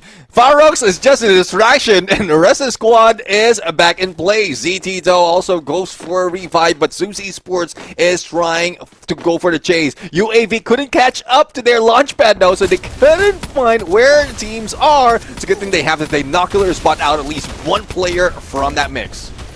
Can he? Oh, double knock coming on through Garcia. What? Yeah. How did he do that? 2 guns back to back. Garcia, a madman in that situation. Stella Gaming definitely has a monster on their side. They eliminate those players. And Stella now 4 eliminations up with the Lightning Zone playing in the situation as well. But recovery is going to be important for them. And a launch pad would be nice in this situation. Yeah, definitely. I mean, they can get a launch pad, cross over, get into next phase of the circle before they lose out on real estate. And a lot of teams have been hanging outside of the circle. Round 1. Fortunately being eliminated in round 3. And 1NT, a team that's aiming to get their first bullion group stages. Aggressive against Deltas, but they need to get position because judging from the weapons that the team has, they mostly have long-range weaponry like the Winchester as well as AWM. But Korn is out waiting with Thompson and takes down Farox. Yeah, Deltas needs to get the heck out of there. Tali knocked down on the ground. Man, Deltas all around the battlefield, but they're bleeding out and they get shut down. 1NT, 10 eliminations strong. Man, did I wake up on the right side of bed today? Everything predicted is coming on through. Zeus up against GCT. Can GCT survive this one? While from Fuse is not yet. Mustachio Colado P90 in hand. Tries his best to stay alive. NA brings back 2 of his team members. 90 Spaghetti still holding on, turning things around. It's Stella Gaming attacking Zeus from the back. Launchpad gets the final survivor. Curling takes straight to the vending machine. Curling, what the heck? Again, curling, shaking and baking. I'm really loving this kind of play. And even earlier, hiding out, like it's physically impossible to make those shots as you go in prone. But curling shake still took down one of the players of round 1. I think that was from the previous map though. But 90 Spaghetti still in play. 8 teams remaining at that minute mark. And I'm really loving that a lot of teams are still surviving, but there's little real estate to work with. Outside of blue, they need to get in. Zam team, right place, right time to shoot down the revive players off of Zeus Esports, keeping their chances really low for recovery. But I will not put it past them just yet. We still have a very early phase of the game on our hands here, just at the 10-minute mark. But Caesar up against Shadow 7. This could be a thing with 1NT being the third party. Oh, let's see that 1NT need to be cautious if they're aiming for that booyah. This is nowhere that you want to be right now. Caesar takes down Korn, but has been distracted by Shadow 7, so I think 1NT might be safe for the moment. Shadow 7 has been struggling so far. in maintaining a full squad. They either lost one or two of their teammates, and that's not the strength of the team. Most of the time, they keep their distance, but even the zone is not favoring them for the moment. In the battle between ZT, Zeus Esports, or it is 90 Spaghetti managed to eliminate Zeus Esports, a final player, and ZT is just making trouble on the other side, bring down a few players from 1NT. Yeah, final second revivals coming on through here for 90 Spaghetti Esports. Zam team up against 1NT. Can 1NT survive this one? Oh, attack from the back by Caesar as well. Muslim getting that shot. Clado finding McLiving, and 1NT just cannot get that booyah just yet. Prevented once again by the Stellar squad. Speaking of Stellar, 90 Spaghetti still under pressure, caught in the hands of the Stellar player. Zam team, on the other hand, in a decent spot for the defense to play the next circle. Yeah, let's see how well they can play the next circle. It's getting crowded right now, but given the situation in Nextera, there's plenty of real estate to work with. It might not be that big though. It might not be that huge, but at least they have a good chance. GCT Arrow from downtown, it's NA.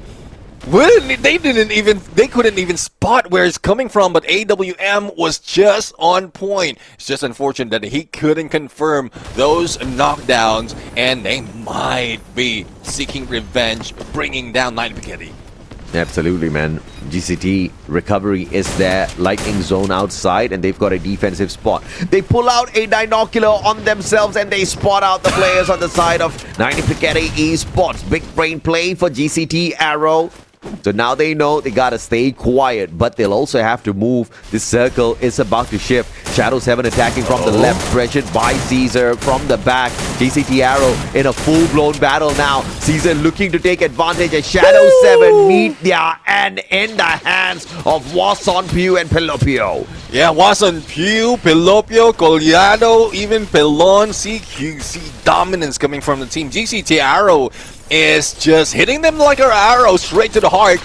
Now, they are heading into the heart of the next phase's circle.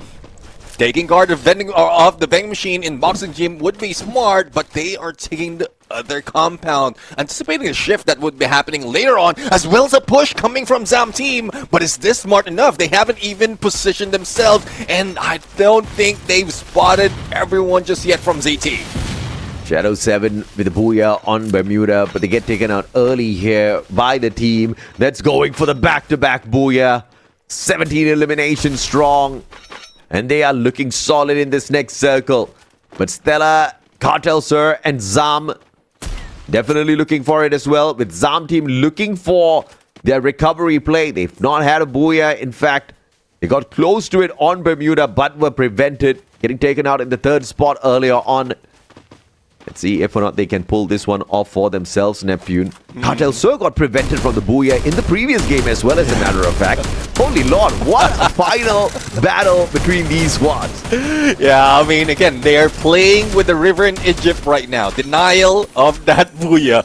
Well, let's see though. We have 14 remaining, and ZT is a good position to deal with Stellar Gaming. But Stellar Gaming's keeping the distance. They're waiting for a shift in the circle. They do have a little bit of that boxing gym to work with, but there goes the shift. This is what GCT Arrow was anticipating, where the shift would be one reason why they head in against ZT. But Zam's team is already making headway onto that rotation. Probably they will not be caught off guard, but Pilon managed to take down one of the players from Stellar, and Black loses the time turner. He might have been taken down already if it wasn't for that movement.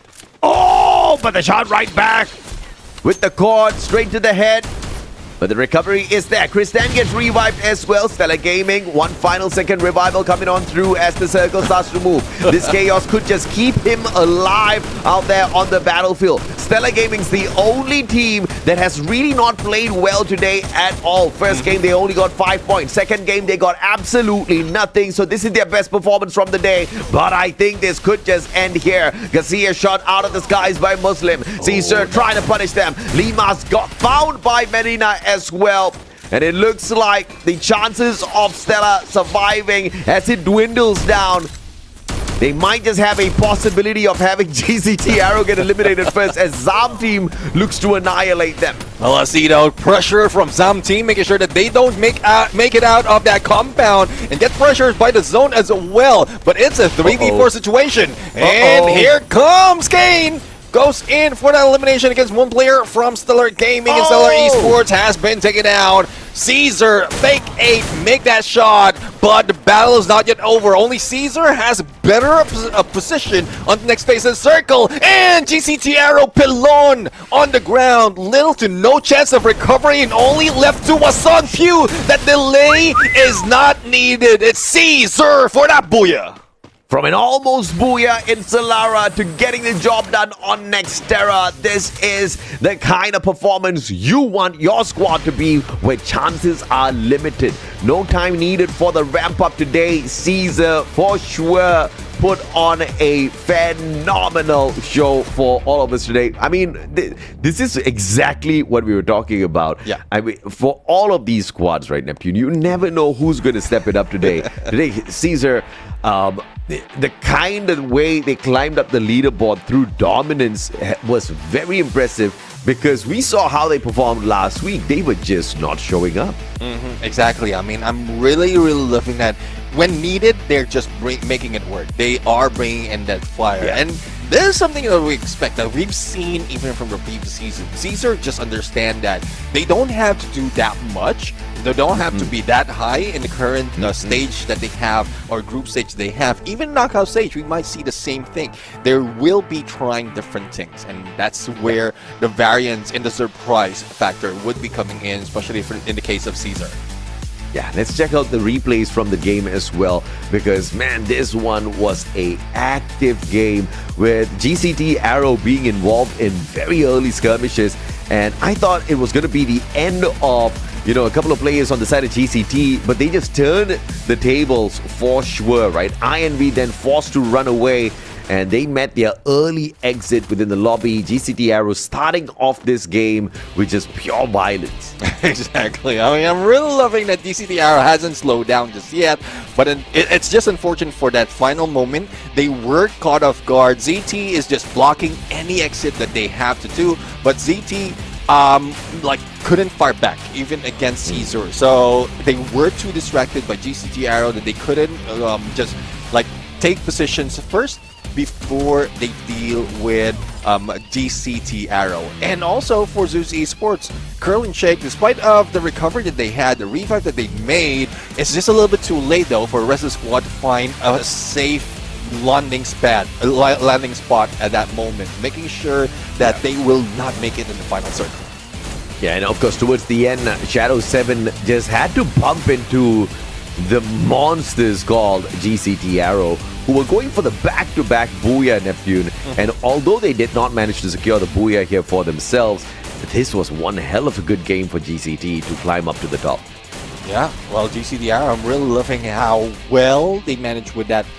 With those elimination, hopefully they will be able to get a few more of those Booyah, so that we'll have a clear view of who might be taking this away from everyone else. Because again, how crucial that Booyah is, especially in Champion Rush condition, we couldn't emphasize it enough.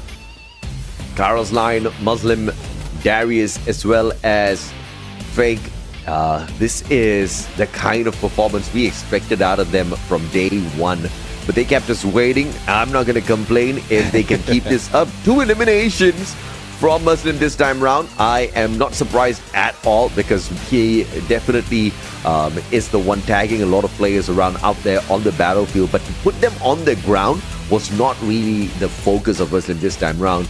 I think Caesar were just mainly going for the survival play, getting deep into the circle before they started engaging. And his warning shots were more than enough to keep the other squads away from them. Yeah, well, let's take a look at the head-to-head right now. We are seeing Pilon going against Medina, and we can see Pilon really show up. It's seldom that we see a player like GCT Arrow or one player from GCTR overshadow Wason, because Wason is one of those on the CQCs that can bring in a lot. But I think with everyone, with the performance being spread out across the board, it's just that GCTR is showing that they have a great roster. Medina, though, we know for a fact that ZT has this sniper to be always on point, but surprisingly, this game wasn't that elimination heavy compared to the previous one. But GCT Arrow is elimination heavy. They walk away with 20 out of 81 eliminations. That's a solid stat right there. Crazy aggression once again. And like you said, they should be able to launch them up towards the top of the leaderboard to dominate. And this is what we're talking about. If these guys continue to perform like this, stacking up those booyahs, not going to be a problem at all. You got to love the way they did it. I love the fact that we saw some underdogs, kind of look like underdogs based on their first week of the group stage performance, but this time around just showing up different. 90 Piketty though, I think, they did enough already last week, so they're like, that's okay. we can play tomorrow. Yeah, not really face at all, but it's just that some of the teams, how could I say this? They manipulated the scoreboard already. Couldn't, not manually, but based on the performance they have, they changed, they put in the numbers already. We're in towards the second half. Second half of the group stage. This is a chance for them to practice some of the tactics, newer tactics, something that they learn from the other teams as well, that they can incorporate in their game style. So it's because they are already on top of the leaderboard. If you're part of top 6, then it gives you that leeway to lose out in a few fights. And 90 Piketty might be one of those. Absolutely, man. And 90 Piketty might also lose out on the top 6 if they continue to do that. But it doesn't really matter. At the end of the day, we're looking for the top 18. I'm very sure a lot of these squads are not getting super serious just yet. They know that they need to do what they need to do to get into the top 18. We're going to take a quick short break. When we come back, the battle will continue for 2 other groups in the competition. We'll see you in a bit.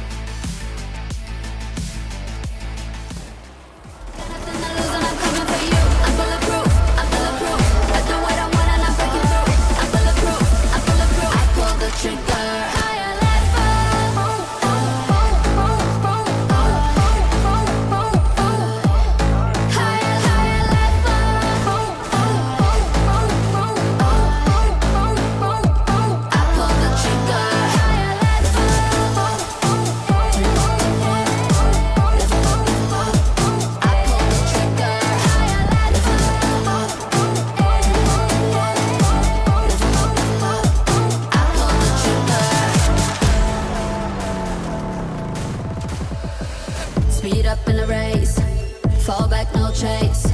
Turn up with the bass, gotta level up your game. Lock in for the fight, target inside. An eye for an eye, gotta level to the sky. I dream bigger, that 10 figure.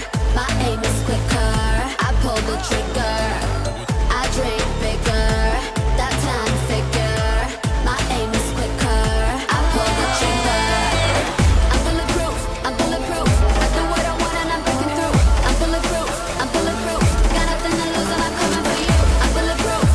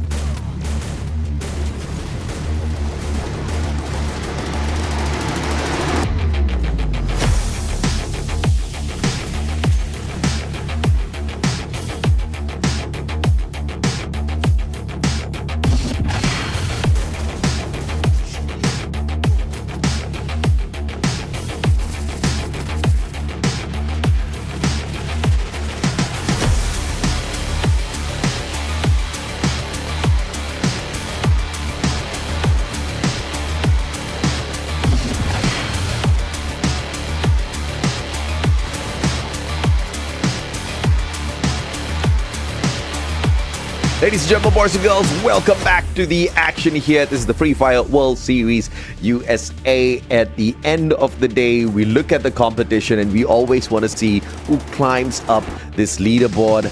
And we've seen it already from the teams in groups B and C. Now, we move on to the action from the groups A and D. And this is where we welcome back some of these squads that desperately need some points to climb up this leaderboard, Neptune. You're looking at teams like Fisher Tiger, Crazy Minds, Royal Tiger, all being down in the bottom 6. And yeah, that's not a good spot to be in. Yeah, exactly. Especially when the gap is growing like exponentially for the team, especially for after 3 games. So it's really tough for some of the teams. Royal Tigers is down far away, like around 47 to be able to get into the 18th spot, as well as a Fisher Tiger as well, like even more. So they need to hustle even more. Aggression would be that much, but how can you do so if you're not surviving most of the fights? Yeah, that's going to be the big question that they have to ask themselves, right? Survivability is always the #1 priority in these lobbies. Teams like ZMF, teams like O1 Esports, I feel like we got to keep our eyes on them as well. You've got Flash, you've got QE, you've got Mia Corp.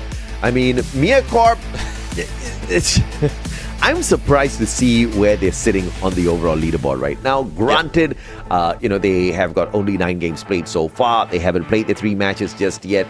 But I would have expected to see them somewhere in the top 3, top 5 at the very least. Not so far down the leaderboard, right? But at the same time, I think they're just messing around with this, right? They don't really need to go all out. Yeah, I do agree. I mean, even in the previous season where they grabbed the championship, they were in the top, but they're not that aggressive. And we expected them initially to be the champions. Yeah, it's just that they pull off surprise against Zeus Esports, and I'm really loving that they know exactly what needs to be done. Similar to what we've seen to Caesar earlier, when they're at the same spot, but now they put in a lot of points to pull themselves up on the top 12. So there you have it. Mia Corp on the 14th spot, but they still have they do have 3 matches to play for today, so it's easy for them to cross over to the top 12. Just like Zeus, Mia Corp also missed out 1 game last week, so they have less matches played. So obviously that's going to affect their position on the leaderboard just a little bit. But I don't expect them to stay where they are right now, right? 3 games in hand. I think they should be able to climb up this leaderboard quite a little bit. We're not really panicking. We're just wondering what is the showing going to be like on the Esports World Cup stage for Mia Corp, and whether or not they can put out any sustainable performance so that the region as a whole gets represented in a big way. Kalahari, Purgatory, Bermuda. It's going to be the 3 maps that are coming up for us between these 2 groups. Yeah, I mean, for Kalahari, there's still a lot of challenge coming from the teams right here. There's only a few showing, especially for those from Group D, and they haven't gotten a booyah out of here. It's more of the other teams that they were matched in that really taken that booyah in this game. So they need to work hard. They need to find if they can spot any holes out of the strategies from those out of Group A, because Group A is one of those groups that has more in the top 12. Yeah, and we also need to look out for the dominators between these 2 groups. If you're looking at groups A and D, DZ Esports needs to be thrown into the conversation. Nova Esports will be jumping up into the battle as well. Celtic GG hasn't woken up just yet, right? You look at DZ, you look at Nova, they have woken up big time. You look at Celtic, Hugo is just messing around with this. It's either it's an off season for him or he's messing with this. I don't think it's his off season because it's his meta. The snipers have all received a bump. The Moss is wild. The Narrow is crazy. The Skylar is crazy. There's no reason why Hugo cannot do Hugo things, but Hugo's not Hugoing.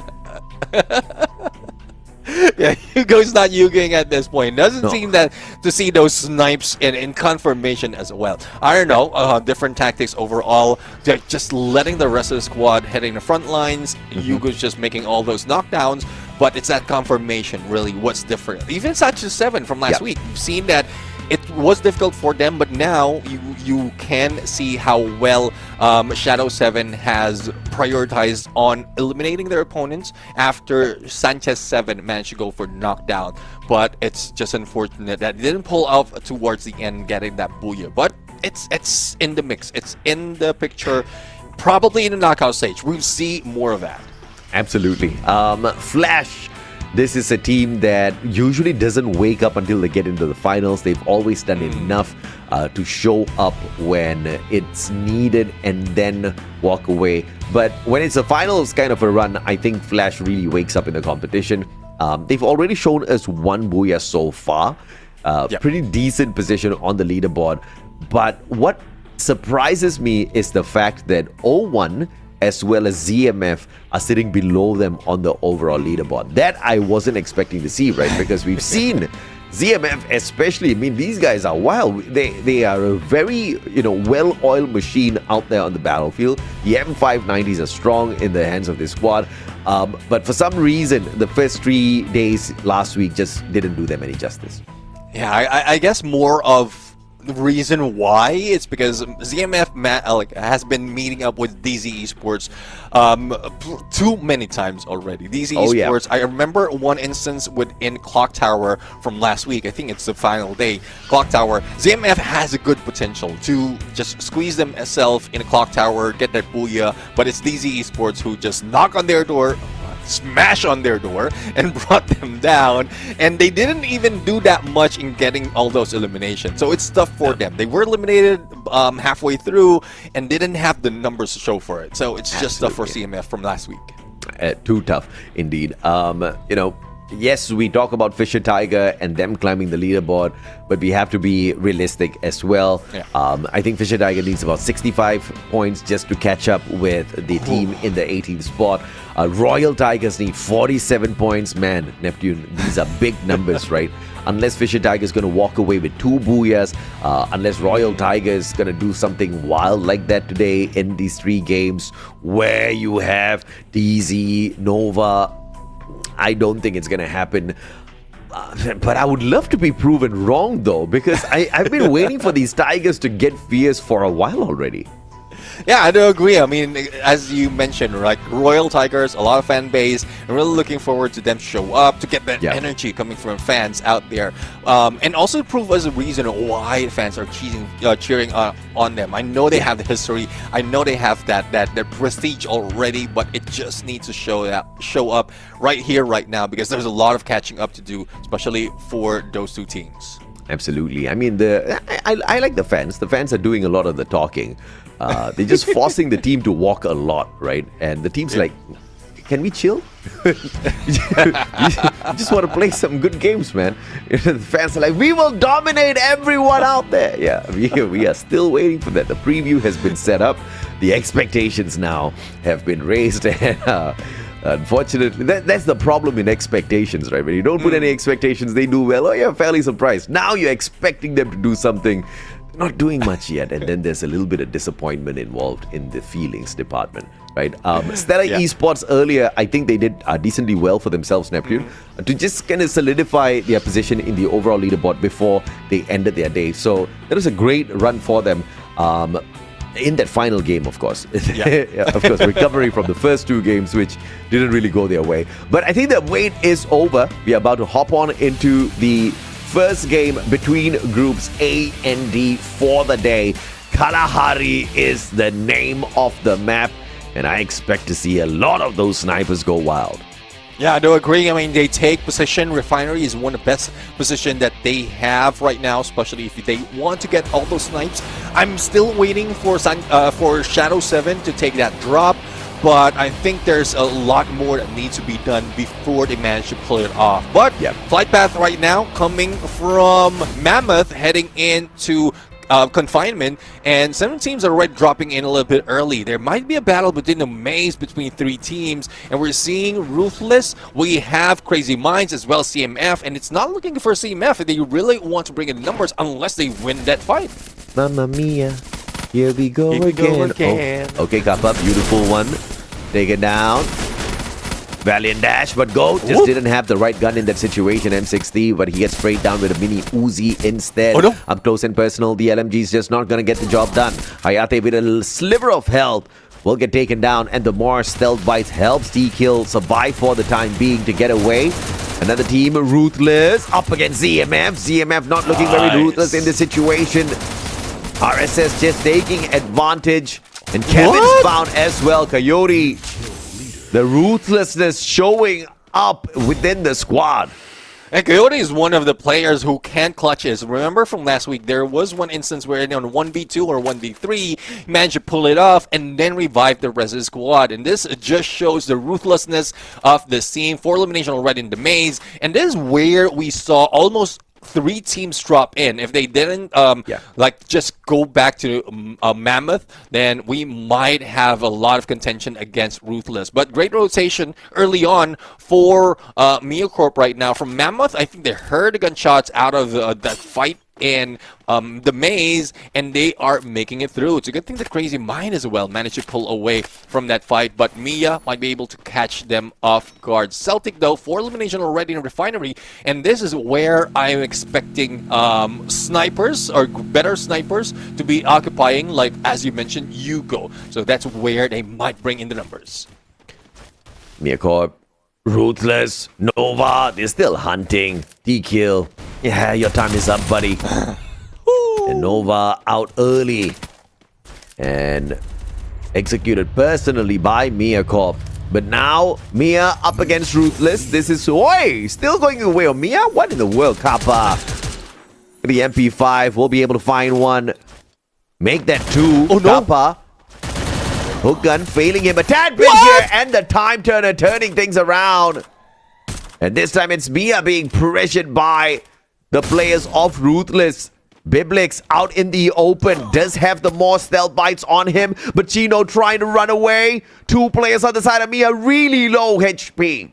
And there's one thing, if you involve Celtic Gaming in this fight, especially with you go on the snipe, you might not be getting away. And here comes the rest of Celtic Gaming trying to deal with Chino. But will Chino escape? That is a question. That is a huge question that we have, because it's only 2 players coming from Meocorp right now. And Chino might be just a distraction for the team. Oh, the Chupi didn't see that, didn't check that corner, didn't check that rock, and they might be giving away 1 free pass for Meocorp. QE. Oh, Meocorp out early. Lightning Zone called out by QE to deal with DZ. So many alphabets in here. Who's going to walk away with the eliminations? Almer can't get away. M590 finding him at the right time. Crazy with the Trogon onto a launch pad. He can't get to. Crazy Mind's eliminated off screen.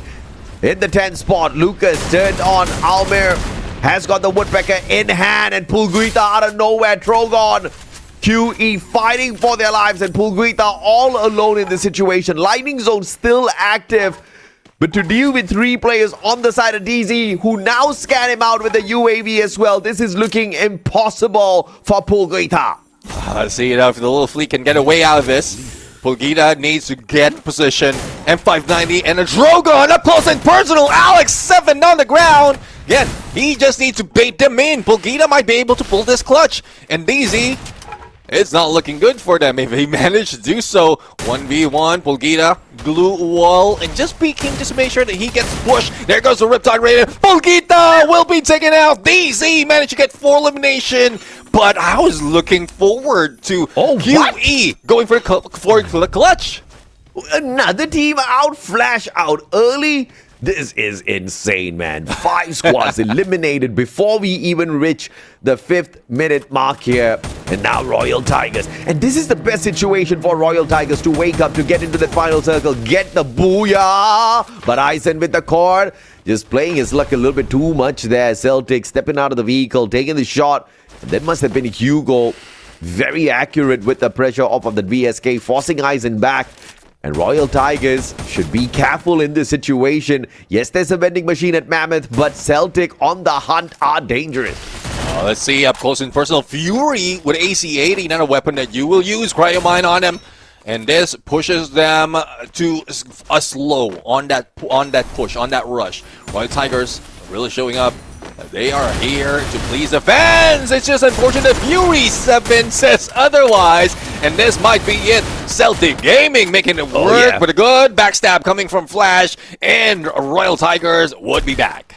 Oh, now here comes Hugo VSK. Beautifully shot from the back. Tornado taken down. Hugo already used up the Moss earlier on, but Royal Tigers focusing on what they should be focusing on. Picking up the rest of their team members and now playing the pressure. Hugo going for the revival. Eisen trying to cut him off. He's already used the Rebel Rush already. Tatsuya not able to get to him just yet. Hugo out in the open. Akash knocks into the bone of the Mammoth, but Eisen with the final bullet sorts it out.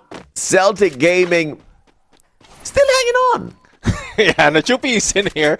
So Hugo is one distraction. Nachupi drops away on the other side of the maze and can go in for revive. But I like Royal Tigers, I didn't expect that they will be that aggressive, but there's a few mistakes in that rush. If they want to really catch up on Hugo, like glue walls should have been waited on because they have the numbers. They have a pickup capability. Even if Hugo goes in for a snipe, then that's where the glue walls come in, cover your approach, and then you go for that rush once again. But DZ, they got spotted by O1 Esports, and this is a team that usually goes for a long rotation, taking outside the blue, especially Team Boosters held them out, and they get their third elimination, where DZ is getting dizzy right now onto how to survive.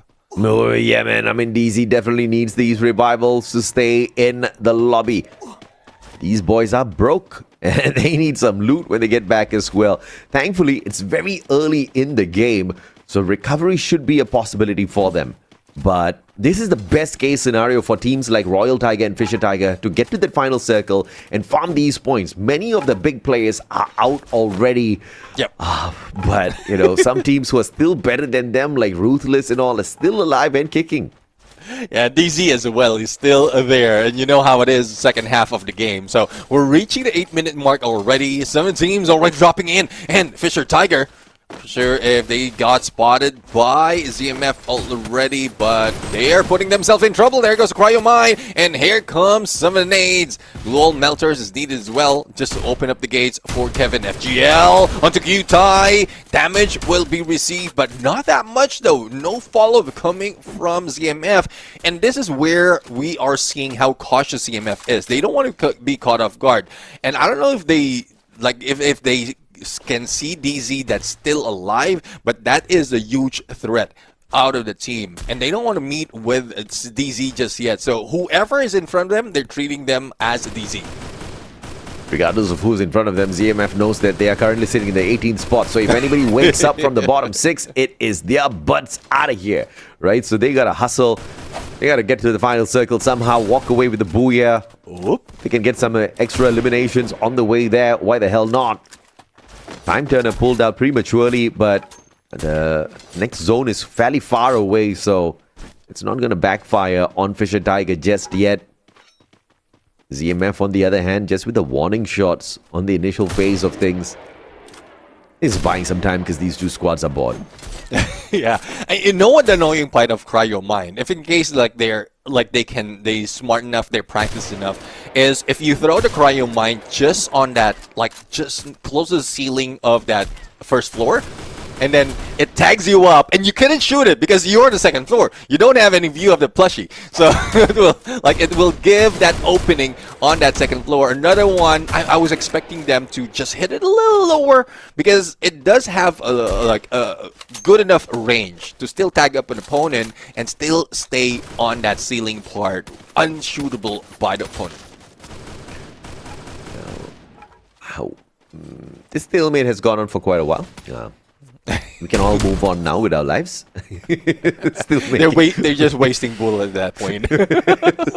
Celtic versus DZ, though. This is a little bit more exciting. One player already inside a refinery to play recovery for the side of DZ. Celtic Gaming, on the other hand, is going to be stuck between, but they do not waste any time whatsoever. Zipline straight in, looking for that high ground as well. Lucas with the pressure. M60 from the back, but Vex will find with the M249 from the front. DZ on the flank, playing this perfectly. Fury's going to get caught out as well. Calvin, Vex both strike big time. Lucas down on the ground. Nachupi found. Celtic Gaming is taking a big hit. Yeah, that's one thing. It's just unfortunate that Lucas couldn't be picked up, but they've done the deed already. Quick revive can be done. Celtic Gaming 11 elimination. Vehicle will be used, and they can flank towards the nearest vending machine. But we've seen that 01 Esports also waiting for that. Lucas has been revived already, and DZ is a 4-man strong. Fisher Tiger getting eliminated. That's Kevin with the M79, and probably it's because how long they went in and tried to occupy the second floor that they couldn't even bring so much of fortification on that compound. But of course, ZMF also looking for these points in a big way. They want to get away from that 18th spot, man. I mean, blessed to be part of the 18th, but not looking forward to being in that 18th spot all throughout. It's just being in the danger zone way too long. But like you said, they kind of overstayed their welcome there, Fisher Tiger, in this long stand-up against ZMF. And the moment we took our eyes off of them, they just disappeared. That's one thing. I mean, Fisher Tiger has a way of doing that, especially if they jump into the water, and at that point, that's where they drowned. So, Ruthless, though, 7 elimination already. Santa Catarina is near Santa Catarina is where they are hiding out, but we might be seeing a few teams who was staying outside the blue right now, but Nachupi for a clutch on the double revive. Is this enough? Are they a full squad already? Because they need that, especially the next phase's circle will be coming up. 01, who just jumped in here against ZMF. And we've seen them far away from the rest of the squad. Now they need to bring that aggression on, and CMF might be a good team to go and fight against because we are not seeing that aggression. They're in passive play. They don't want to be pushing in and like just grouping up right now, and there goes Lodex Bow. Mag 7, perfect timing, but no joy has been knocked down. They need to get out of this blue walls, and they might be the ones being dealt with by CMF. Oh, Jan's beautifully done with the Valiant Dash. We'll be able to get in there, get the dirty done, and 01 Esports annihilated. And ZMF taken out of the equation right after by Celtic Gaming. This is just not the moment for both 01 and ZMF. Both of them in the 17th and 18th spot right beside each other. They needed the final circle. They needed the booyah. That's one thing though. I mean, it's coming from different teams. Ruthless, the one who sniped out the final player of 01, and then Celtic Gaming was dealt with the M249 by, I think that was a DZ or Celtic, Celtic Gaming dealt with the final player with that M249. So there's a lot of elimination already coming in, and they are not close to each other. Though we are in the final circle, we might see that engagement, and here you go. Celtic Gaming being gunned down by DZ. Oh. Celtic DZ Ruthless, who plays down for the side of Celtic, all thanks to Ruthless and their Ruthless plays. Peely will be able to find one confirmation. Vex down on the ground as well. Coyote getting that shot, and it looks like DZ is going to be staying put here. They've got a decent spot within the next circle. Oh, Alex holding the ground, setting up those glue walls as the rest of his team members make that rotation in. Royal Tigers alive and kicking as well, as requested, Neptune. Yeah, you called them out, and they are responding. Now, the only question is, will they get that booyah? Ruthless right now, trying to gun them down. Razor or Raver managed to go for a knockdown, but quick revive has been done by the team of DC. Royal Tigers, though, far away from the rest of the squad, try and shoot down. I think it's a player of Ruthless that they're dealing with, but they're not in position to do so. They're still out of the circle, and there goes the siren. Zone will be closing in 3 seconds, and they need to move. They need to move fast. But who's taking the center of next phase of the circle? It is DZ, and you know how it is. They get aggressive sometime. Absolutely. But 8 eliminations so far. This is a very slow lobby, and they've made it into this next zone already, and they knew that the compound was not going to be very friendly to anybody who makes it there late. Defensive spots are a rare little occurrence in this next little zone. Royal Tigers pressured. Flash will be able to get away. Lucas drops Akash. And the rest of them on the side of Royal Tigers are just not going to see the end of this game except Flash.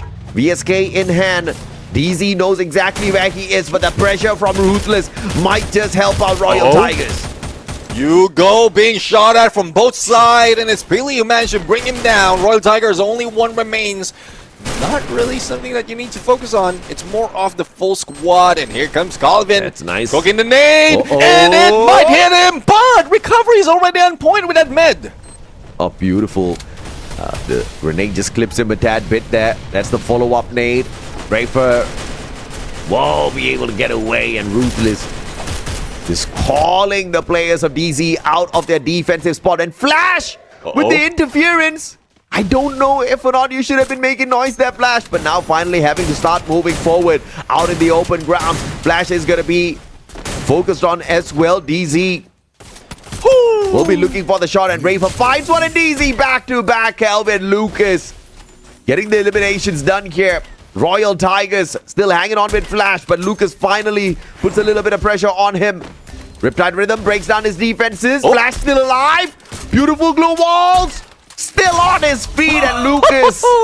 One final shot. Flash taken out. Royal Tigers out in the third spot. 2v3 situation right now, and it's Ruthless who has the numbers. Calvin and Lucas. Now, we know Lucas can hit those shots, but in a bit, they will be forced on the CQC. Iris is being used right now on the other side. Rafer on the ground. It's Lucas who managed to annihilate him up close and personal. Calvin breaks them down and also pushing down outside the blue with that glue wall. This might be it. An advantage that can be taken. And on both sides, great position by DZ, but prioritization and revive might cost them that blue. And it is DZ Esports making him dizzy and grabbing a booyah. DZ once again picking up a solid booyah here. Third booyah of their group stage run thus far. And you gotta appreciate the way they kept themselves together. Ruthless with one tiny mistake in that situation, Neptune, going for the pickup instead of just focusing on recovering as well as getting these eliminations, because obviously that circle was going to be Ruthless and no pun intended. And the glue walls ahead of them was, going to keep them away from looking for that final spot in there. They just wanted to stack the numbers. I totally understand that, but slightly off with the calculations in terms of timing. And DC, on the other hand, they just had it all, man. Lucas had the AWM, great position played, had the advantage with that circle as well in those final moments. Royal Tigers doing what we asked, surviving a little long, but the eliminations didn't really look too solid. Yeah, I mean, they are going for survivability. They're just finding that final circle, but again, they were caught off guard and was left with only one player. Flash, though, tried to manage, but it's just unfortunate. Had to meet up with Lucas, and even in 1v1, but that was a great escape.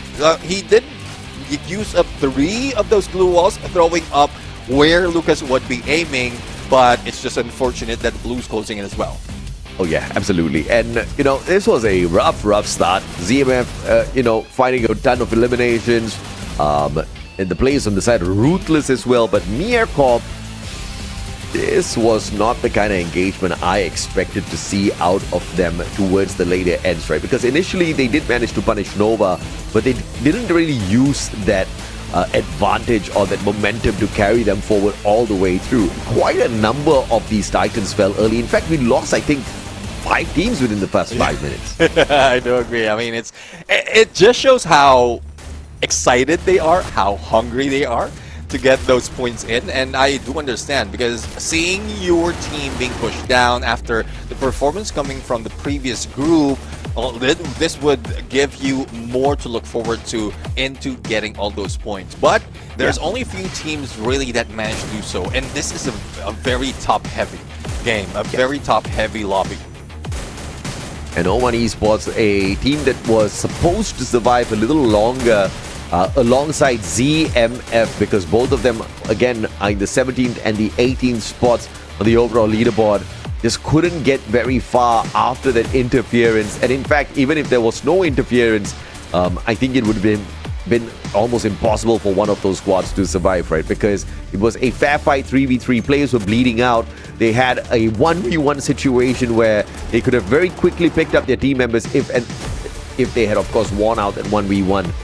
but these two guys, sharpshooters from across the battlefield, would get the job done. And towards the end, Lucas, as usual, just showing up strong. 9 eliminations for this monster. Yeah, I do agree. I mean, I'm really loving that he is back in play, and DZ is here trying to take that top eliminator of the team. But our MVP, Lucas, doesn't want to show his face right now. 9 eliminations, 3 headshots, 3 assists, and 33.95 in damage. Usual sniper build with that Riptide Rhythm from the Skylar, with Raphael, Moko, and Maro as well. AWM, and we've seen how much he managed to hit with that weapon. I mean, very accurate player. He is definitely a danger out there on the battlefield, especially in the current meta, especially with that weapon, AWM in hand. We have seen him in action many times, and he has definitely proven himself to be one of the heavy hitters out there on the battlefield. A good big reason why DZ is dangerous, because when you've got a player capable of those long-range annihilations, you don't really have to worry much before, of course, those rushes get those rotations down in the front lines. 15 eliminations for the side of DZ Esports out of 67. Man, this was, again, a very slow game. I do appreciate that, but many of the big teams didn't really manage to farm on this lobby. It stayed pretty equal. I'm quite curious to see the...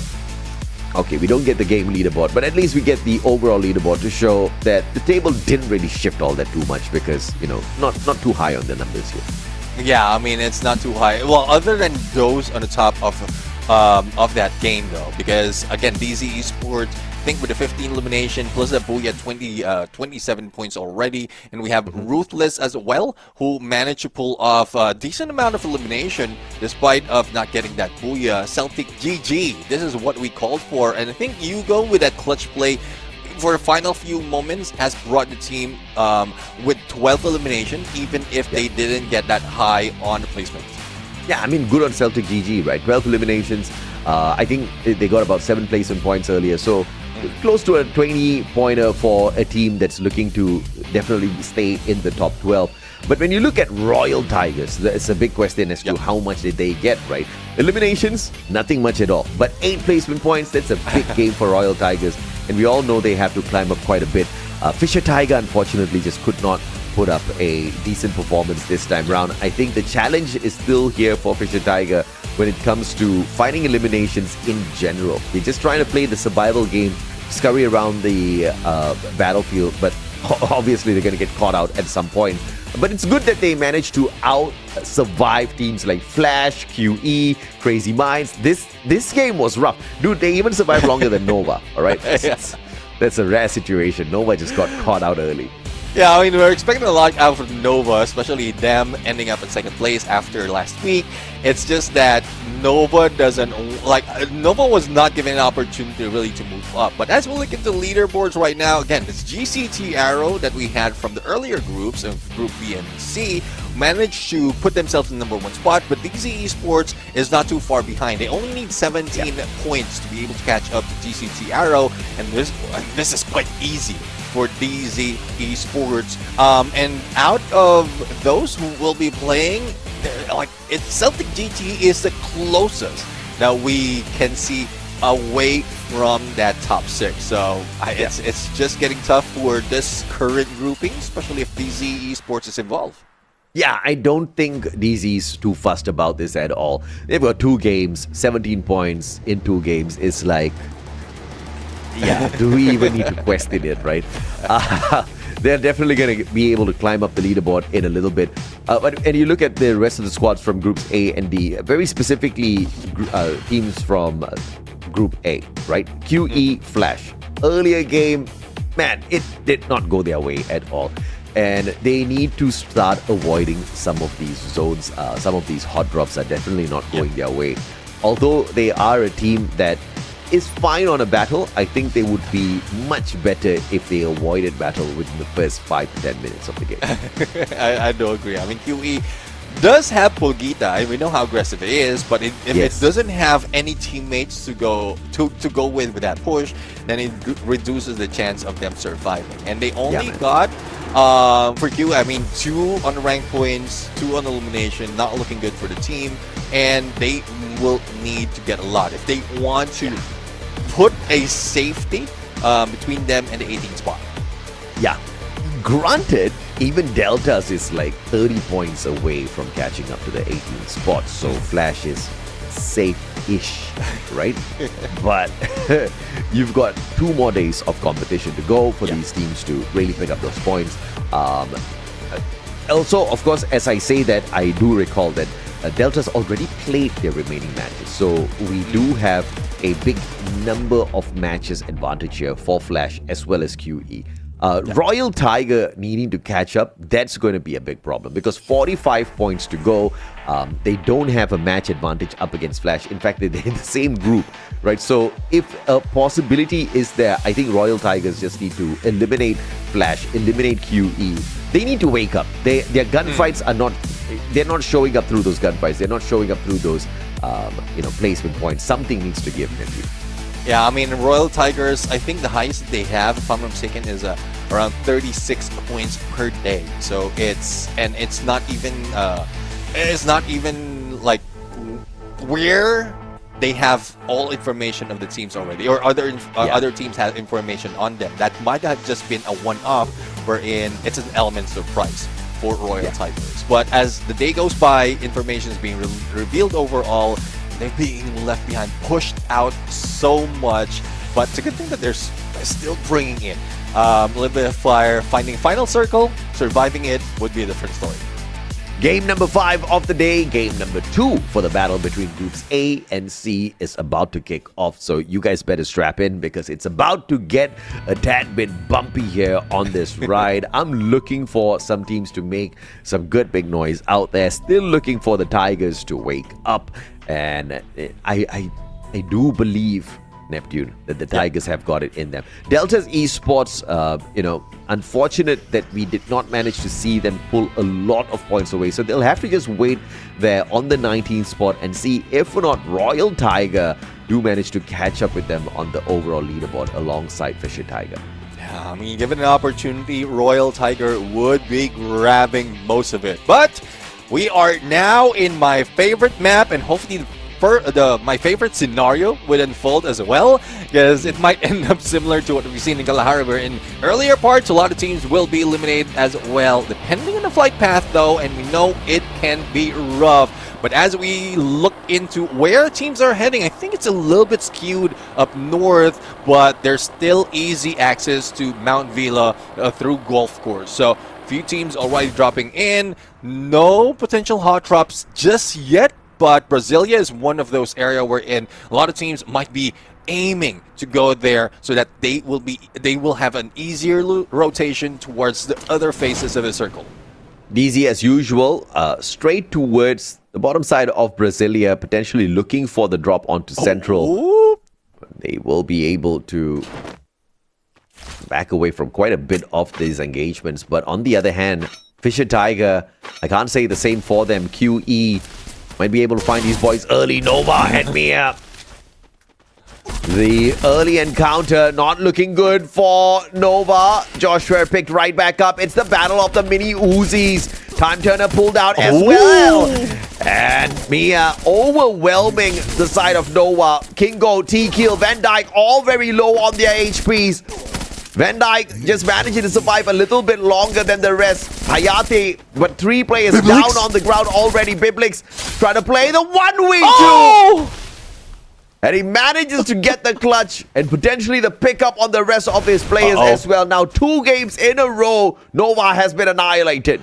Yeah, it's just unfortunate. I mean, Nova does have Hayate in there that has experience, but it's just one hit against Biblix, and they could have had that one up already. But how can they make it work? Because Ruthless is hearing those gunshots and now firing on to Miyakor. 1 trying to get away from this, or trying to get into this fight against Yugo. And Yugo's just keeping his distance, making sure that his snipe, if he has a sniper, will make it work. But AWG doesn't make it work, and Celtic GG out of the fight.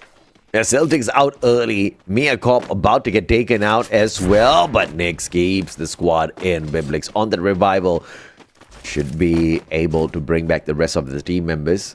Miyakop has been decent at recovery for the time being. Q-Tai taken out of the equation. Here comes Kelvin and squad. Fisher Tiger, Royal Tiger. Doesn't matter which tiger, we will annihilate all of them, says DZ. 5 eliminations before we can even reach the 3rd minute. Imagine the wolves hunting the tigers right now. Daisy is hunting tigers, and it's because the tigers doesn't show their claws and fangs just yet. They're just like kitties at this point, judging from what we've seen in the gameplay. And Fisher Tiger with only 1 player remaining. Same goes for QE though, so it's getting fast. Like 2 teams eliminated, it's getting close to 4 teams being taken out, and Lucas spots 1 player from Royal Tigers, bringing Royal Tigers down to only 2 players. Mia getting the hit list onto the Ruthless Squad's MVP. Flash, oh man, DZ on the hunt. Ruthless gonna be spotting out. Nix, it's not the right gun. Let's get a tag though. Yeah, I mean, one tag out of what, 10, I would say, or more. Not looking good, probably speaking. Because of the angle, exposed himself because of shots, and Biblix will not be slowing now. Max 7 in hand, no recovery, but Nix jump in. It's a good thing that even after he got shot, well, he didn't recover because here comes Coyote with that SKS shot as well. And Ruthless loving those SKS. That's 2 players with SKS already. Does have firepower, but accuracy is not on point. Renda really low on the HP. Biblix caught out here on the landing that Time Turner invested already, so ZMF does not have a second chance if they miss out on this one. Ruthless taking aim from afar as well as ZMF tries to ambush Mia Corp. And Ruthless with the rotation around loses Pili and Coyote just sitting down beside the vending machine saying no problem, I've got my buddies. Bringing him right back into play. Failure right now, being targeted, but Res Squad is still distracted, especially for shots coming in from Mia Corp, and ZMF will be backing away. Now, Coyote being wily at this point, doesn't need to move that much, putting a lot of pressure on both the teams, Mia Corp as well as ZMF. But Coyote finally gets knocked up. SKS against SKS from Yanzi, but they don't want to expose their location just yet. They might be shot at, and Kappa XZ, the moment he gets knocked down, he gets revived, and Mia Corp will be back in play. Yeah, Mia Corp continues to survive. Now ZMF against Ruthless. Royal Tigers out early. It is Mia Corp. The culprits out there. Valiant Dash, ZMF. Oh, backstab! What a defense! Just calling forth on a little bit of backup here, Ruthless. And now Venda might just be yet another victim in that situation if the rotation comes through quite fast. But the rest of the ZMF players have arrived already, so time has run out for the continuous pressure. The rest of the Ruthless squad will back away, but they'll find a free flashpoint on the battlefield. Let's see. I mean, they have the same goal as to revive their teammates, but Mateo's no trigger discipline. Spots wants to get a point, but this might cost him a lot. M1917 in the hand, together with his RL. Mateo slowly weaving in, but the Iris might prove difficult. And the expectation is for him to survive, to get close, but with that Iris as well as being tagged up, it would be the end for them. And it just needed a mini Uzi from Rafer to put him down, and we're down to 8 teams. Yeah, great recovery, great revives coming through here for Ruthless as well after the encounter with ZMF. They could have gone in there for the full commitment, but obviously playing their chances on their revive instead of just betting it on a ego challenge. DZ, on the other hand, looking to play recovery. Fishy Tiger. Low ground disadvantage. ZMF spotting them out. Dinoculus getting the info. Should be able to get there in time. Kevin, narrow in hand. The rest of the Fisher Tiger players, Q-Tie, bye-bye. Bye indeed. I mean, it's Uziel made that shot, but backup is already set. Now, DZ, on the other hand, Crazy Mind. Crazy Mind is one that is so crazy that we haven't seen them perform that well.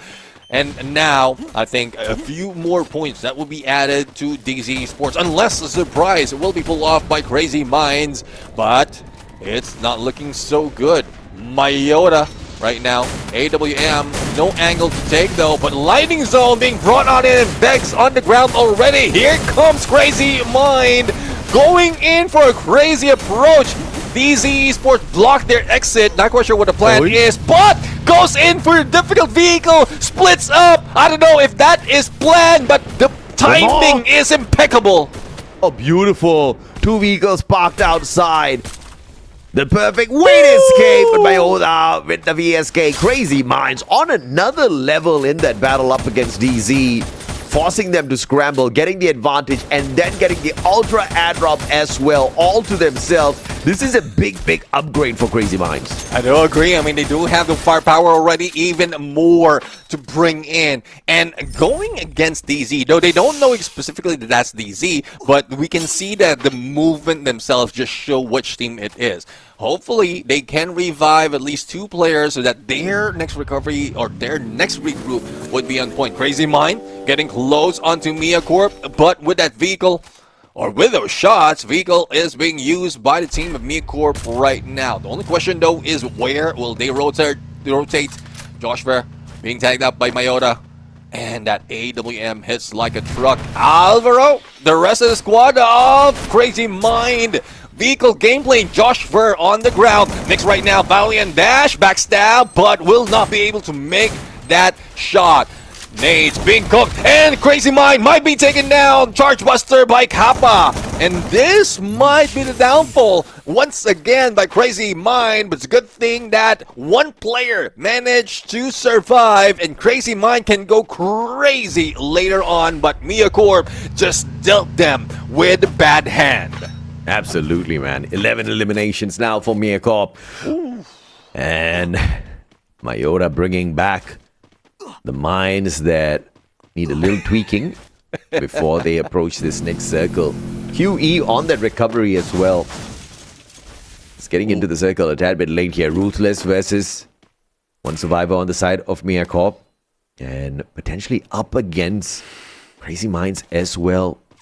They managed to scan out 2 players. It's Mia Corp on the defense there.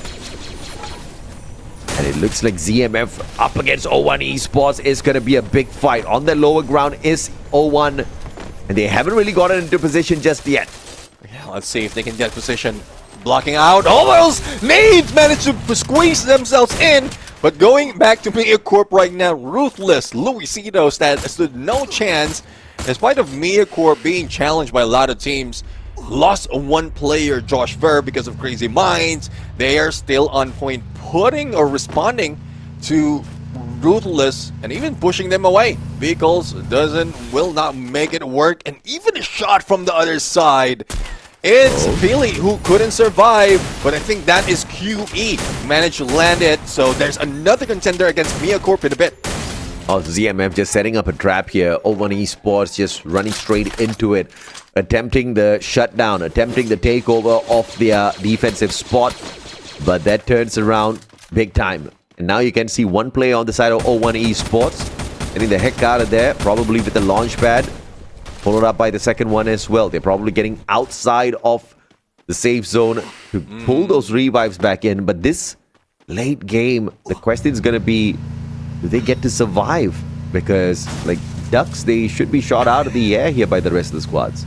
I do agree. I mean, there's a little to no chance, not so much of cover as well, even a launch pad, judging from where the next phase of circle would be. Crazy Minds, though, getting a little too close onto Mia Corp. But there goes a revive on O1. It's Wa who will be brought back. Will they be able to take at least 1 compound, loot up, prepare, or will they be shoot down? But Crazy Minds putting a lightning zone, Bolt Maker against Mia Corp, pushing them into the compound.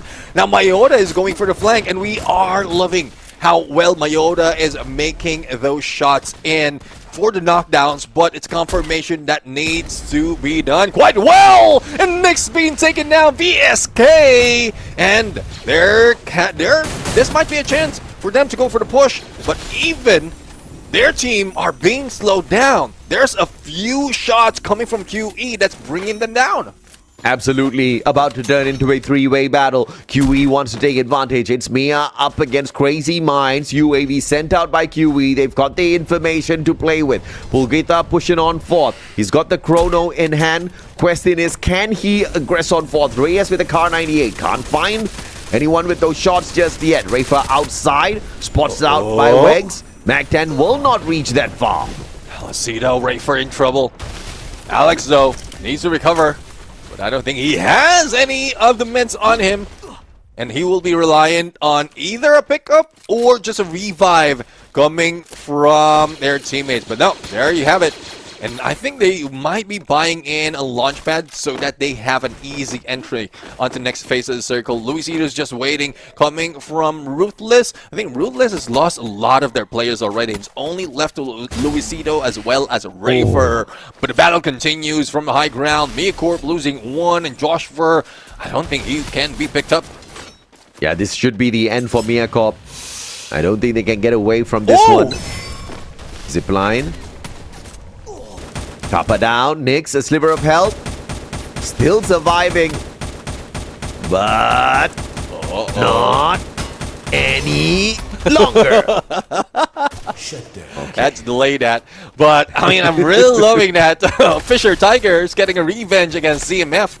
Managed to take down three of their players. Now, they need to find the next phase circle for Fisher Tiger.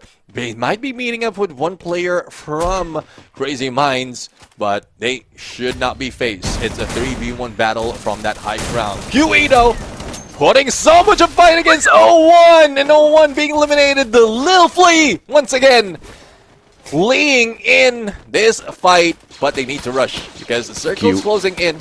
A lot of teams already on point. Absolutely. Amazing to see Fisher Tiger still alive and kicking, but QE will probably sort that out in a little bit. Lucas shot from afar. DZ punishing QE. They've got the lower ground, and the monster truck now called out just to play a little bit of extra cover here from the shots that DZ is sending their way. Yeah, Meg right now just clearing of those glue walls at M249. Again, a deadly weapon, especially in this situation where we're getting close to the final circle. Glue walls will be wasted if in case you put it in the wrong time and that M249 still has your position. Now, Lucas, AWM, couldn't decide which team to hit on. QE, Almir, almost a headshot. It's a good thing that he managed to jump in, and Luisito didn't expect that to come in from the window. Not at all, but Lucas gets the counter knock. Rafer taken down. So both squads focusing on the pickup and recovery now. Crazy Minds taken out by the circle. Out in fifth. QE still under a lot of pressure. Vegs taking advantage of the fact that he can spray without even praying. M249 in hand. QE still, the pressure is on to look for the next circle, but still fights Crazy. One elimination through all of that chaos. DZ now on the pressure. Rafer runs right past them. DZ should be able to pull this one away. How's Rafer still alive? VSK in hand, straight into the squad of DZ. And Ruthless's Rafer gets blown apart. QE now taking advantage with all of this chaos forced by the circle. QE has the advantage with the next zone. Fisher Tiger pressuring DZ from the back, and Fun gets the Car 98 knock. DZ still has a possibility of this pickup, which does come through, and Pulgita pulls one knock off of Lucas. And Pulgita with the confirmation as well as Can Fan earns a point for Fisher Tiger. 11 eliminations so far. Fisher Tiger has woken up. Yeah, they were asked and now we're receiving, but it's QE right now that has the number. Riptide Rhythm, Valiant Dash, and there goes Pulgita with 4 elimination. Rest of the squad getting this booyah. Kiskea kissing them goodbye. QE in the 17th spot earlier on the overall leaderboard, and of course looking to climb up a tad bit here. The points are very close to each other down here between the 12th spot to the 18th spot. So great for QE. I think they get to climb up a tad bit. But when you look at Fisher Tiger, when you look at how much of effort is needed for Fisher Tiger to break into the top 18, a lot. But how much of effort to catch up to round one? Not much, right? Yeah. Is this the best game they've had in a while? Yes. So they are definitely on the right track. We've got 2 more days to go. Dude, miracles can happen. We've seen this in the past. One good day is all you need. We are running out of that good day today. Fisher Tiger will have one more opportunity, Neptune, to pull this off yet again. Yeah, I mean, they just need to continue this, like make sure that they're always on point, gathering either elimination or placement point, or both, if that can be pulled off. And they might be able to do this. Again, including today, we are still looking into 3 days of play out of this team. So there's still a miracle that they can pull off in this fight. Yeah, absolutely, man. Mircorp earlier, close to annihilation, but ended up annihilating thanks to Biblico getting the 1v2 clutch and putting Nova out of commission early again. Nova 2 games back-to-back have been taken out of the equation. Of course, that's also going to be putting up a question of, is that going to harm them? Is that going to affect them? Answer is absolutely not. They have already done great to climb up the leaderboard, and I think they are in a very comfortable spot right now. Yeah, I do agree. I mean, they have plenty of leeway right now to make sure that they can try out different tactics, bring in the numbers, bring in the wrath if they want to, but there's really no need for the moment, especially if they're high on the leaderboard. So no challenge there, but I'm really loving that some teams out of this play is moving up, and this is what we have been asking for, especially with the number of days of break that they have. Plenty of time to do the homework. Yeah, no doubt, man. DZ did manage to walk away with the booyah earlier on. It was a decent run for them, not very heavy on the eliminations.